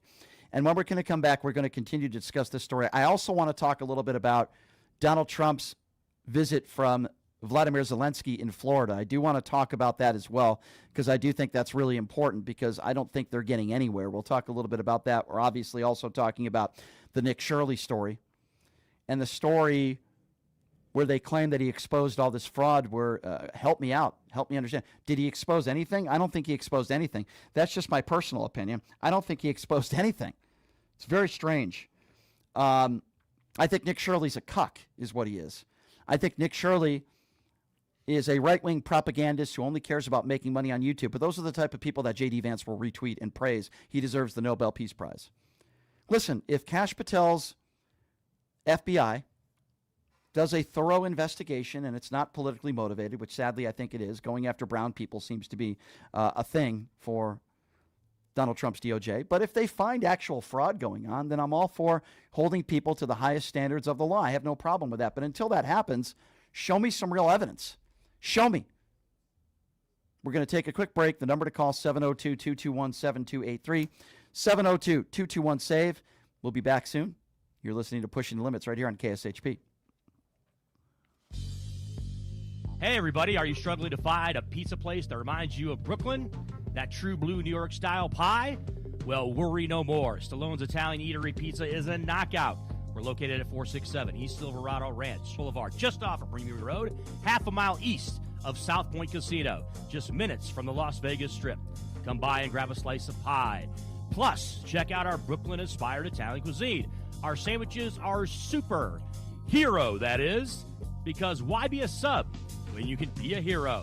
Stallone's Italian Eatery is here to serve you phenomenal food, Vegas. Forget about it. You are way too smart, way too talented, way too good to be where you are. You are meant to be making way more money, feel way hotter in your body, and having way more fun. Hi, I'm Nicole Mitchell, and I'm a life coach. I help you get hotter and richer. If that is what you're looking for, you can find me at NicoleMitchell.com. My name, Nicole, is with a K, NicoleMitchell.com. You can reach out to me on my website or on Instagram, and I will be happy to be in touch and figure out what you're looking for and how I can support you in getting there. Who would have thought there'd be so many kids playing ice hockey in the desert? Jake Helb's Hockey Foundation and the Las Vegas Ice Warriors, founded by Gina Yusufzai 8 years ago, made it possible for families who can't afford the equipment and fees. Donate today at www.hockeyforkids.org and help us continue making a difference. Join us in supporting Jake Helps Hockey Foundation and the Las Vegas Ice Warriors, where every kid gets a shot at the starting line. Just a reminder, our website is www.hockeyforkids.org. Here's the deal. The country's a mess, and America's youth is stuck at the center of a tug-of-war between propaganda, billionaires, and political clowns who think TikTok is a national security threat, yet can't open their own email. But the real threat that keeps them up at night isn't TikTok. It's the power of the youth vote, and that's what the Unfuck America tour is after. We're traveling the country, hitting campuses and cities, exposing the right wing's playbook and calling out all the tricks they use to hook young people. We saw the youth vote shift in 2024, and if we don't reclaim that momentum now, we lose the future, our future. We're not bankrolled by billionaires, corporations, or dark money. We're backed by regular people like you, who won't sit back while the rich strip this country for parts. We need you to help us stay on the road to push back against the misinformation machine. Click the link in the description or head over to unfuckamericatour.com to donate, because nobody else is coming to fix this mess.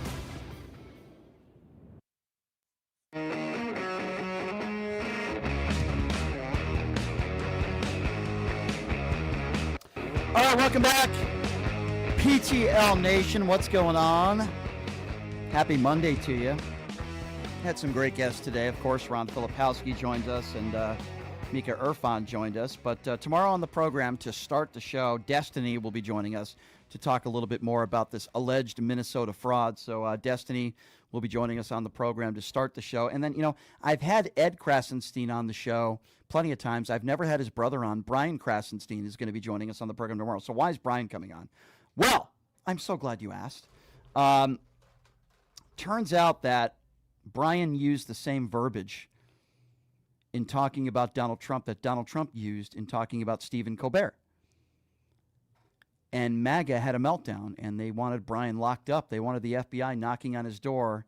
It's a crazy story, and it exposed how stupid, number one, these MAGA buffoons are, because you have the president of the United States that's using word for word the same language, and they had no problem with that. But Brian Krasenstein uses it towards the president, and all of a sudden he should get the electric chair. So Brian Krasenstein will be joining us tomorrow to talk about that story. And as I mentioned, Destiny will be leading off the show tomorrow. Love having Destiny on the program to talk about this alleged Minnesota fraud. And not to mention, we haven't even really gotten into the Putin stuff, which we will get into here in a little bit. We talked to Ron Filipowski about that. Number to call, by the way, is 702-221-7283. And again, that number, if you want to be a part of the program, 702-221-SAVE. Let's go to Alexa. Alexa is next up on PTL. Hello, Alexa. Hi, Brian. How are you? Hey, I'm good. What's on your mind today, Alexa? Hey, I wanted to bring this to your attention. What would you say to somebody that is watching the show that says the same thing that you just said about Minnesota? Okay, repeat that for me one more time. What would you say if somebody said you were doing the same thing on your show that he done on his show? Yeah, the simple thing that I would say to them is, what did Nick Shirley, what did he uncover? I would say, what are the facts? What did he uncover? I would say, if you go to the actual real DHS page and you actually look up an LLC and you look up a business, the first daycare facility that Nick Shirley went to, their business license is on probation. And the reason why it's on probation has nothing to do with fraud.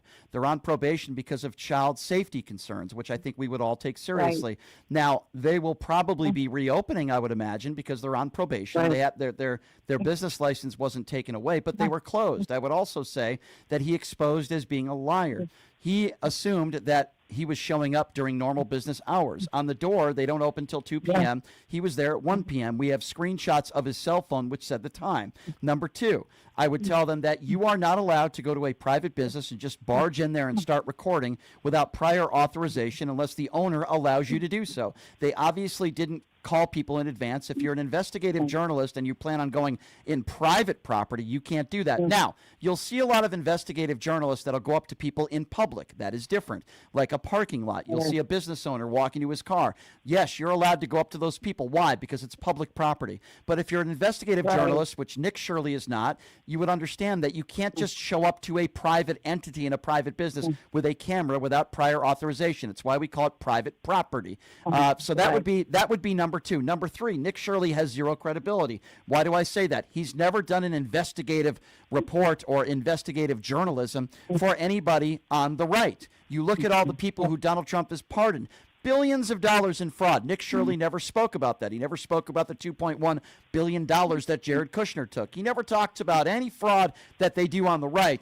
But because Tim Walz happens to be the governor of Minnesota, oh, by the way, there's evidence to prove that Tim Walz has already opened up investigations and taken away business licenses from people that have had fraudulent activity. And the Joe Biden administration back in 2022 opened up investigations into fraud in Minnesota. There are people behind bars right now because of those investigations. So that's what I would tell these right-wing MAGA buffoons out there who get all excited, and it's like a fetish for them. If there's some sort of investigation from a right-wing buffoon, Laura Loomer 2.0, his name is Nick Shirley, that make claims and allegations with no evidence to back up his claims. Literally zero evidence. Oh, yeah, one other thing.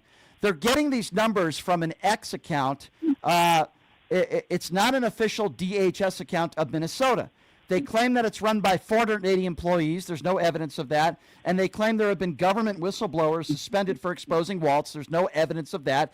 Even X admits this is not the official Minnesota DHS account. And this is where they're getting all of their information from. None of it is backed by X's own label or official DHS channels. So these are blatant lies. I come with the facts, and MAGA buffoons out there have none. That's what I would say.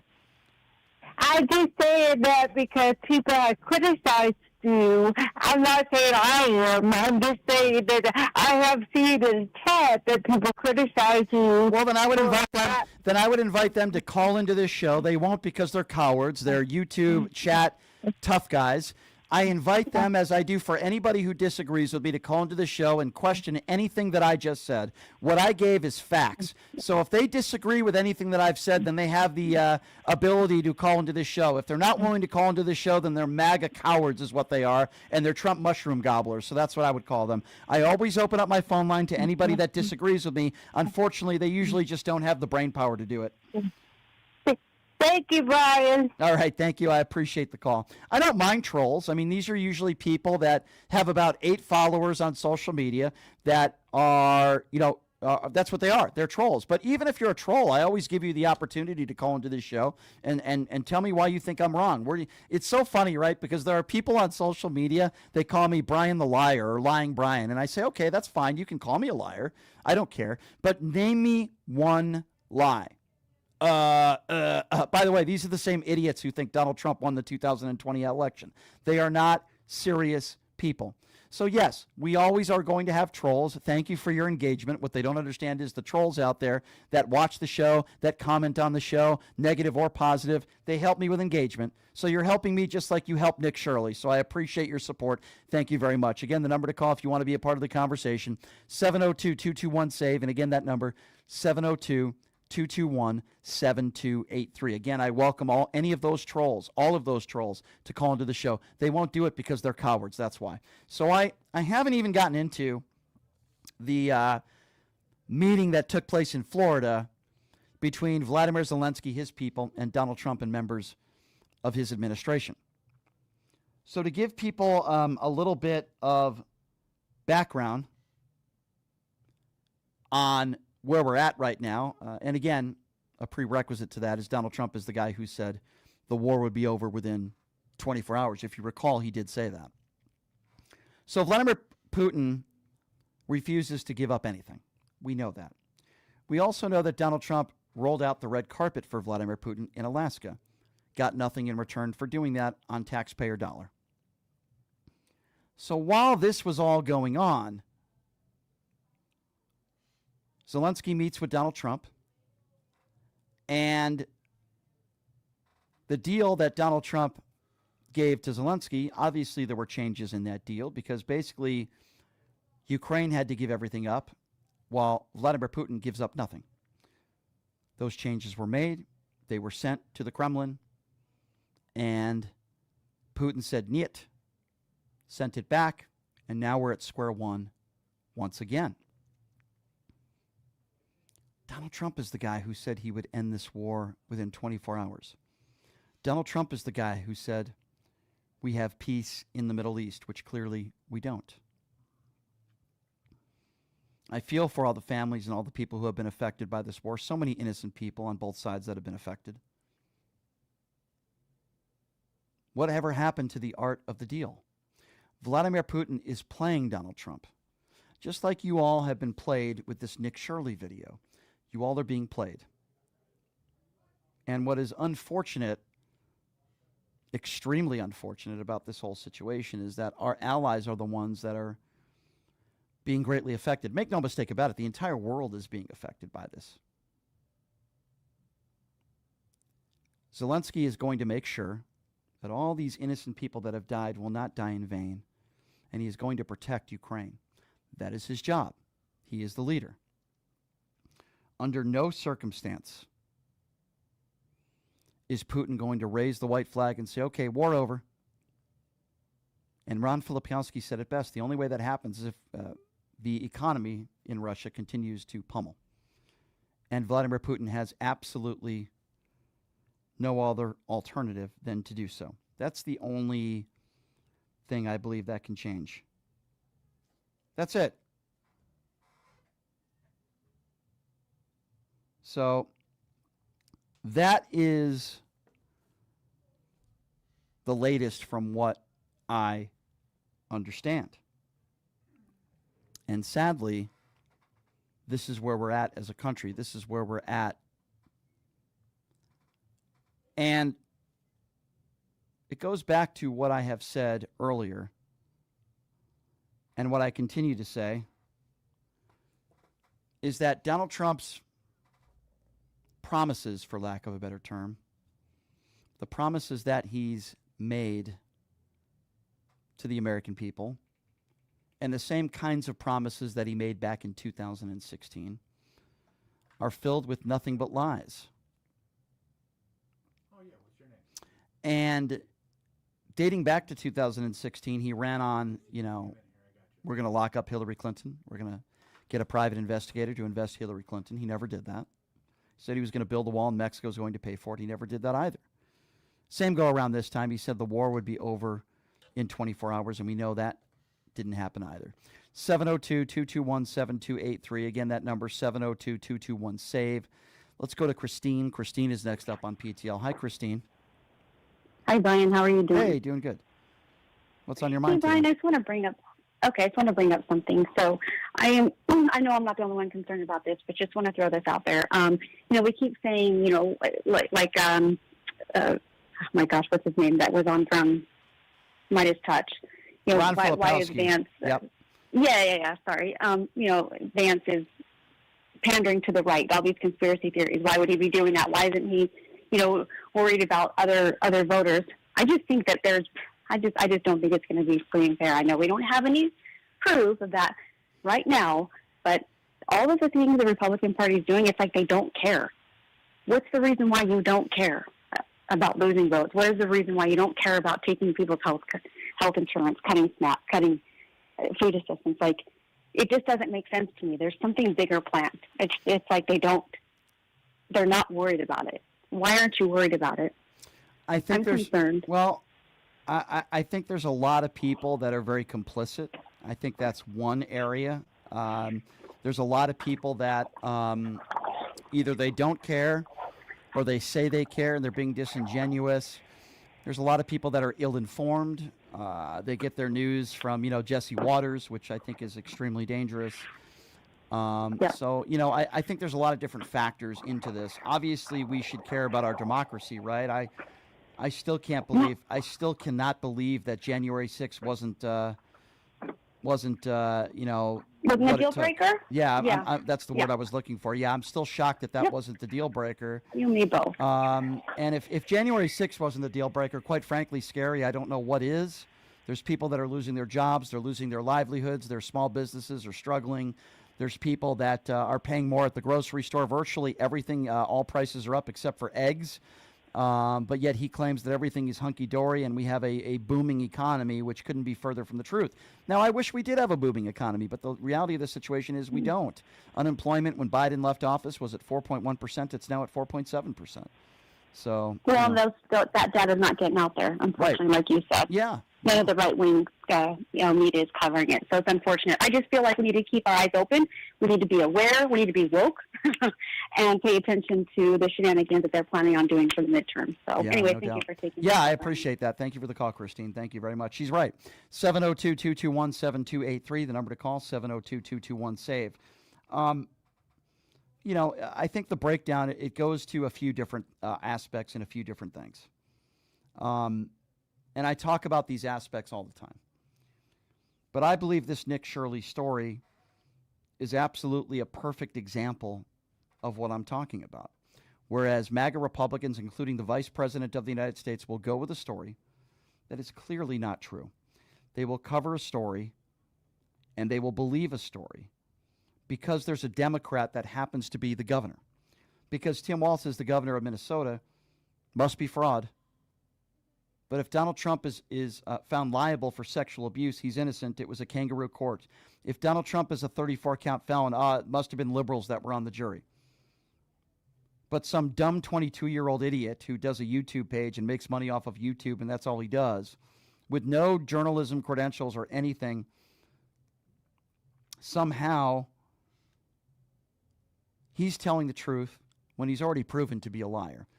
Ladies and gentlemen, this is where these people are at. This is where their heads are at. And when you guys call into the show and you say, how can people believe this? How can people believe this BS? How could people believe this nonsense? I give you the same answer every time. Imagine if you're uneducated, you're ill-informed, and you watch Fox News when you get home every day. You're going to believe this stuff. You're going to believe this stuff. But, however, if you are an educated individual, I would imagine this is why Donald Trump's approval ratings are in the toilet, in the low 30s. Abysmal. And yes, a year ago, Joe Biden's numbers were far better than where Donald Trump's numbers are at right now. But yet, if you speak to a lot of these MAGA Republicans, as I mentioned, who are very ill-informed and uneducated, they will lead you to believe that everything is hunky-dory and the economy's great and it's Make America Great Again, and I love what he's doing when it comes to the immigration stuff. I love what he's doing when it comes to tariffs, but they don't know, or if they do know, they're lying about it, and they're living in their, mobile home. All due respect to people who live in your mobile homes, but maybe they're living in their mobile home with no cable and no internet, and they just went to a couple of Donald Trump rallies, and the man can do no wrong. I really don't know what else to say. But it's sad. It's a sad state of affairs we're at in this country right now. And it's extremely unfortunate.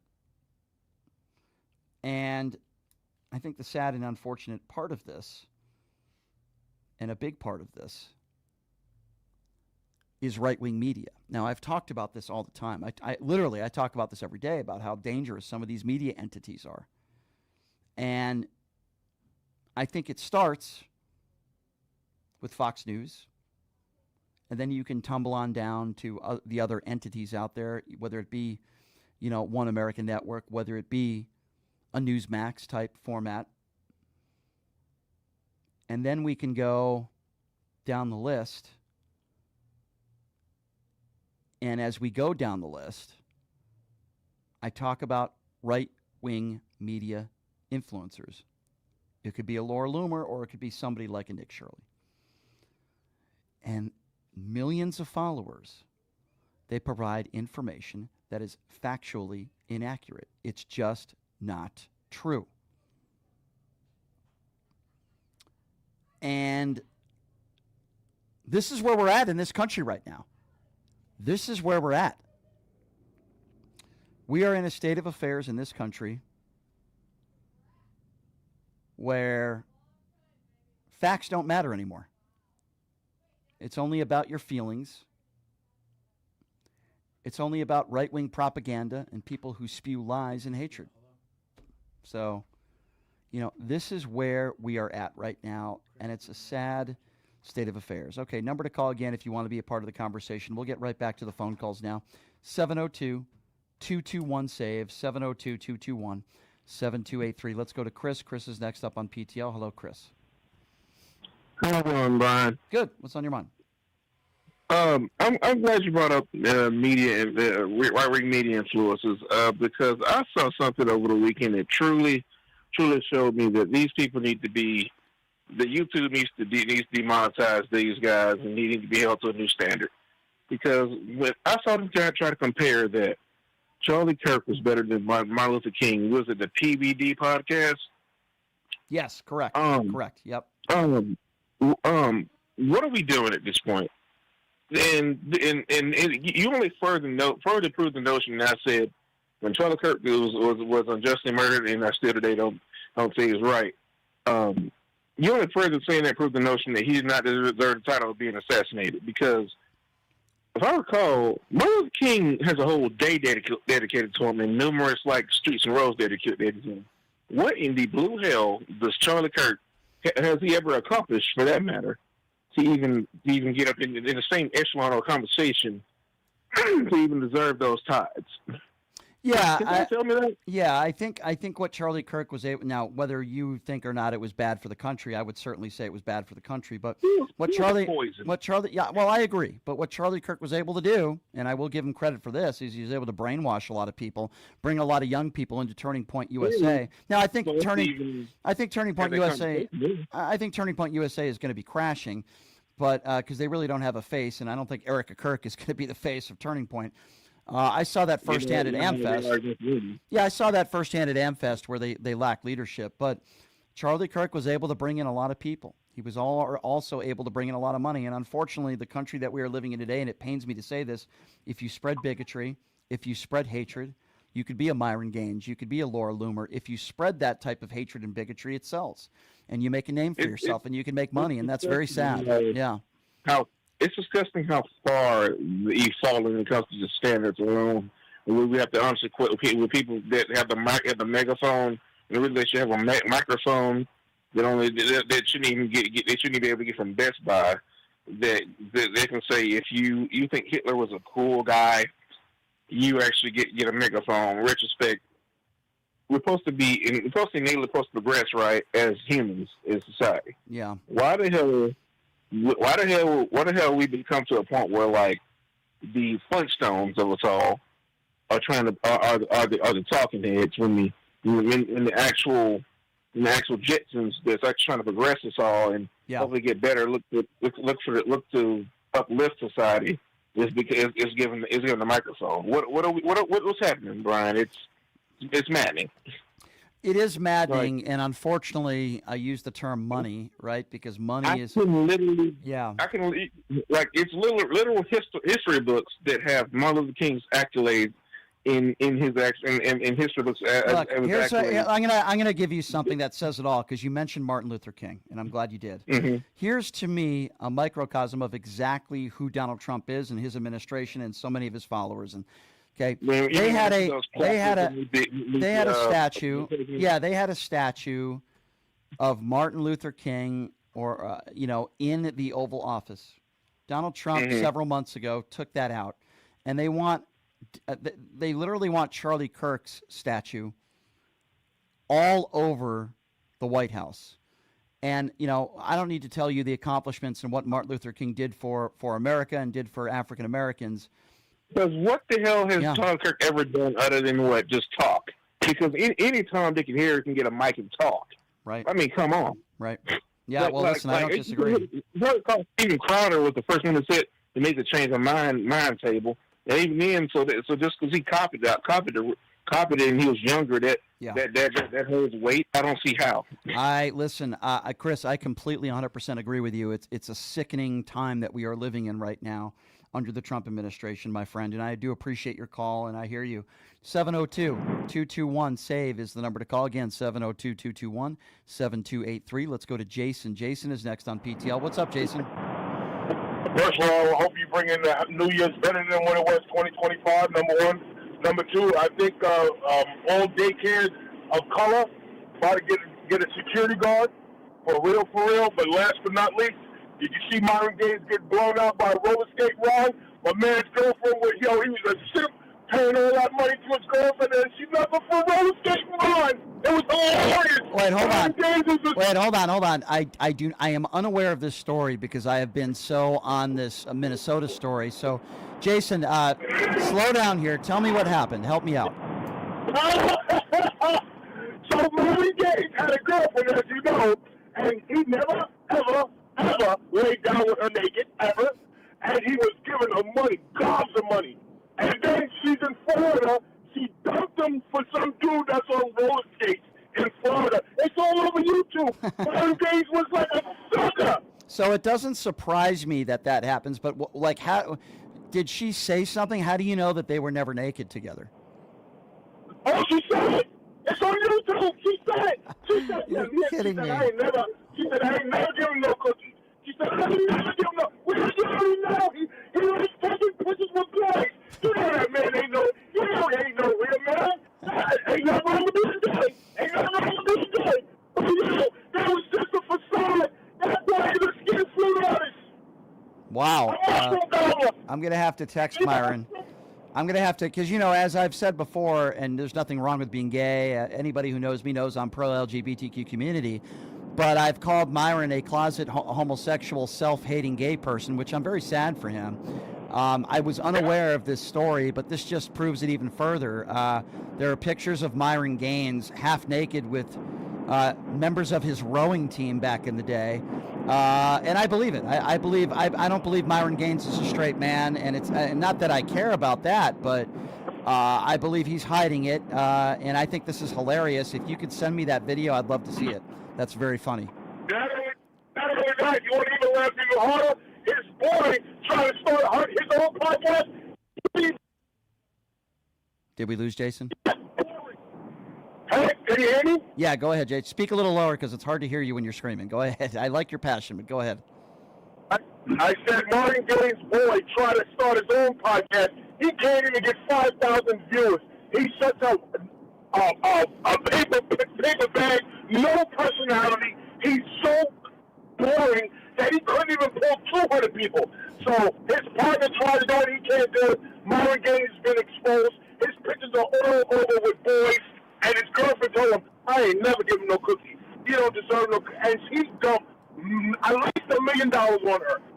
Wow. I wonder why. The only thing that I could think of is that he did that to make it seem like he has a girlfriend. It's the only thing that I could come up with. Don't get me wrong. She's pretty. She's really, really pretty. That's why he got it, because she's pretty, and it covered up his closetry. So that's why she's Yeah, really... listen, I'm not saying this to make fun of Myron Gaines. I actually believe he is gay, and there's nothing wrong with being gay, as I emphasize once again, but there's nothing worse than someone who is a closet homosexual who attacks gays 24/7, which Myron Gaines does. I think Myron Gaines knows. Yeah, Myron Gaines knows it. He's hiding it, and I hope the evidence does come out. I hope somebody who he hooks up with who's a dude, I hope there's some video, or not that I want to see it, but I hope something does come out where he literally gets exposed for being a liar and a fraud, because I've been calling him a liar and a fraud for a long time. There you go. Yep. That's it. That's the truth. Thank That's you, the Jason. truth of it all, bro. Thank you, Jason. I'm going to look this up after the show. I appreciate it. Thanks for the call. It's all over YouTube. I'll It's find all over it. YouTube. I will find it. Thank you, Jason. I appreciate it. I will definitely look into that, and I'll see if Myron wants to come on to talk about it. Something tells me he probably doesn't want to. But listen, Myron Gaines is a very manly guy. He's a rower. He's a professional rower, I guess. He rowed in college, but he said I was somehow. I'm not making this up, by the way. I played you playing tennis that makes you gay. It's very strange. Very strange comment to make. But I guess rowing is the new manly sport now. I didn't know that. We'll look that up, and I tend to think that we might be talking about this tomorrow. Quick programming note for you. Let me give you the lineup for the week. Tomorrow I will be here, and so will Destiny. Destiny won't be in studio, but we have Destiny who will be joining us. That's going to be a lot of fun. Destiny's going to be talking about this Minnesota alleged fraud that's taking place at these daycare centers. Destiny's been on this story, and how Nick Shirley is a complete right-wing clown. So Destiny will be joining us to start the show. Brian Krasenstein will be joining us at the bottom of the hour. The reason why we have Brian on the program, Brian Krasenstein, a lot of people on the MAGA right think that he should go to jail, that the FBI should be knocking on his door. He used the exact same language that Donald Trump used when talking about Stephen Colbert. Brian used it on Donald Trump, and now all of a sudden Brian should go to jail. So Mr. Brian Krasenstein will be joining us on the show tomorrow. So you're certainly not going to want to miss that. Leonard Cardinale is going to be filling in for us on Wednesday. Obviously, we're taking Thursday off, and I will be back at it with you on Friday. Please check out the official gaming bar of the PTL radio show, Jackson's Bar and Grill, located at Flamingo and Jones, home of the Pass the Puck contest. Yes, later this evening I am going to the Vegas Golden Knights game. So if you see a guy at the Vegas Golden Knights game wearing a Vegas Golden Knights robe that Nicole Mitchell picked out for me, that would be me. Look forward to the show tomorrow. I appreciate everybody for joining us. Big thanks to my guests. Obviously, we love having Ron Filipowski on the show. Ron is great. And also Mika Irfan, who is fantastic. Mika is going to be joining us far more. Thanks for joining us, everybody. We'll see you tomorrow. Have a great day. Hey, everybody. Are you struggling to find a pizza place that reminds you of Brooklyn? That true blue New York style pie? Well, worry no more. Stallone's Italian Eatery Pizza is a knockout. We're located at 467 East Silverado Ranch Boulevard, just off of Premier Road, half a mile east of South Point Casino, just minutes from the Las Vegas Strip. Come by and grab a slice of pie. Plus, check out our Brooklyn-inspired Italian cuisine. Our sandwiches are super. Hero, that is. Because why be a sub when you can be a hero? Stallone's Italian Eatery is here to serve you phenomenal food, Vegas. Forget about it.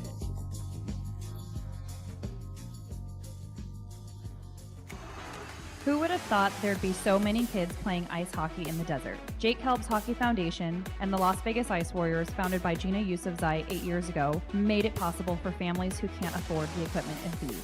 Donate today at www.hockeyforkids.org and help us continue making a difference.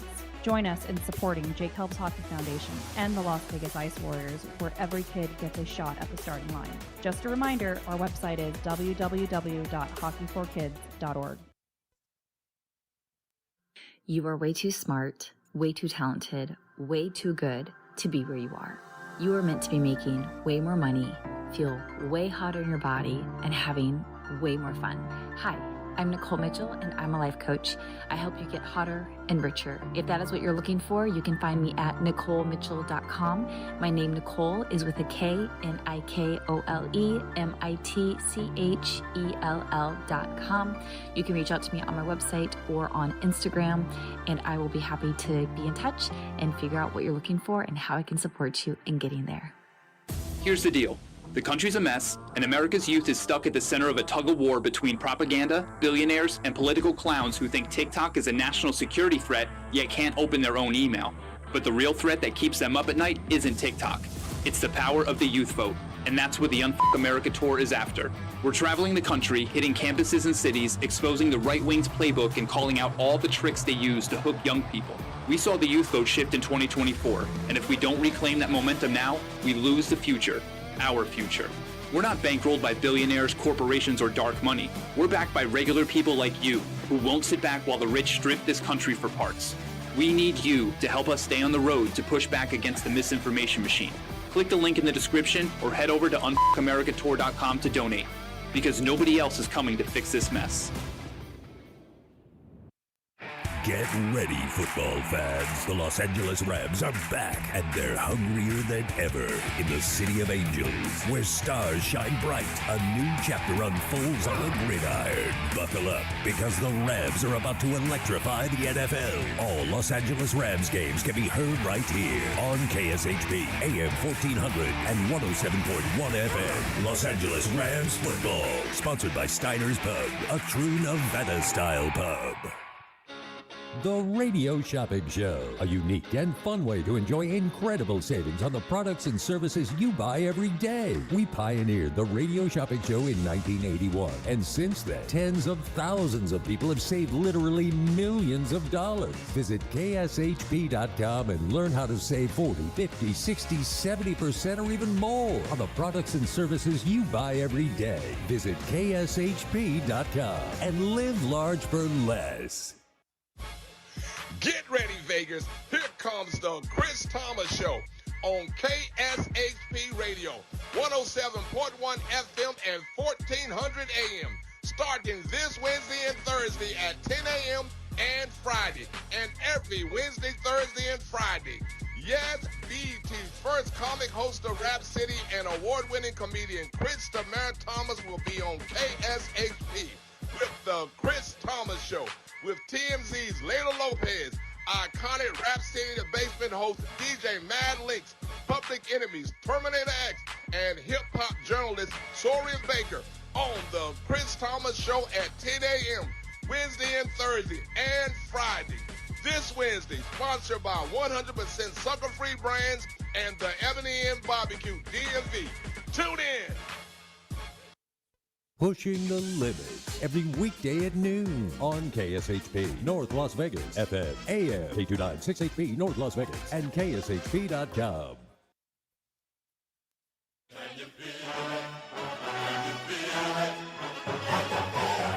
Live in the entertainment capital of the world, it's the T.C. Martin Show. Been a great third down defense the last 2 weeks. The Steelers have got an interception and a run back all the way home. It's Spillane with the touchdown on the pick six. It's time to get your daily prescription from the doctor, T.C. Martin. Mahomes drifting downfield, intercepted. His first of the season. Jeff Heath comes away with it, and Heath could go. Tripped up by Mahomes inside the 5. The doctor is now in. Glad to have you with us here on a Monday and recapping a very, very long but yet exciting, very eventful football weekend. NFL games Thursday, Saturday, Sunday, and we still got one more tonight with the Rams and the Falcons. T.C. Martin Show, my tag team partner Marco D'Angelo. Wager Talk, like say a weekday. The Thursday's kind of cool because not only do you have the Thursday, but it bleeds over to Friday into the weekend, and then boom, this is more of sports the soiree. This is the more of the Wednesday, Thursday, and then we come back Friday for you, for me. I'm talking about sports. I know. I don't know. What are you talking about? I'm talking about working? Is that what you're talking about? Yeah. We're not talking about that. Okay. We're talking about how the sports just continue to go. It's always going, Yeah. it seems like. Feels good. Yeah. Feels good. Feels good. Fine. Marco D'Angelo, how you feeling? I don't know. I can still smell the stench of the Steeler game yesterday. Listen to this. I mean, we've got so many great games. So many great games to talk about, diagnose. And this guy goes to like one of the worst games of the whole weekend. Hold on. Do you expect anything less from Mr. Steeler? Mr. Steeler himself. Yeah. But here's the question. I mean, he was probably sick enough to have one side of the game, but did he have the opposite side, or did he have his own side? Cleveland was part of my 3-0 thing on. So what are you complaining about? It's the fandom in me. That was just ugly, ugly, ugly. Tell this guy, and I've told him, how many times I told him over the years, that is not a fandemonium seat. You're a member of the media. I have crowned you king of the media. King of the goofballs. I can't help it. The stench. You can't help it. The stench of the game follows me around. Stay away from Mike Tomlin. Stay away from anything that's black and gold. How's that? Well, I feel black and blue watching that one. And how do you, speaking of that, okay, I am so sick and tired of these millennials or other people, or Gen X's, YZs, black and yellow, black and yellow. They tell these people the Steelers were never black and yellow. Yeah. Never. No. Explain it to them, please. I can't because from a yinzer like yourself. Everybody has gone to the new because it's hip. Because you have a rapper that made a song and and that's the. But he's not talking about the Steelers, right? But they use it. They've had him play. They've had him play at the. Really? Yeah. Does he substitute for yellow? For he does, no, and it really irks me. Right? Yeah. Because it's always been black and gold. Right. There's a full-on Steelers remix to that song. Oh, jeez. I don't want to hear it. I don't want to hear it. How do we get talking about the Steelers off the top of the show? That's not allowed to happen. You asked me how I was doing, and I told you how I was doing. Don't ask me. So you're telling me your weekend or your Monday is reflected on how the Steelers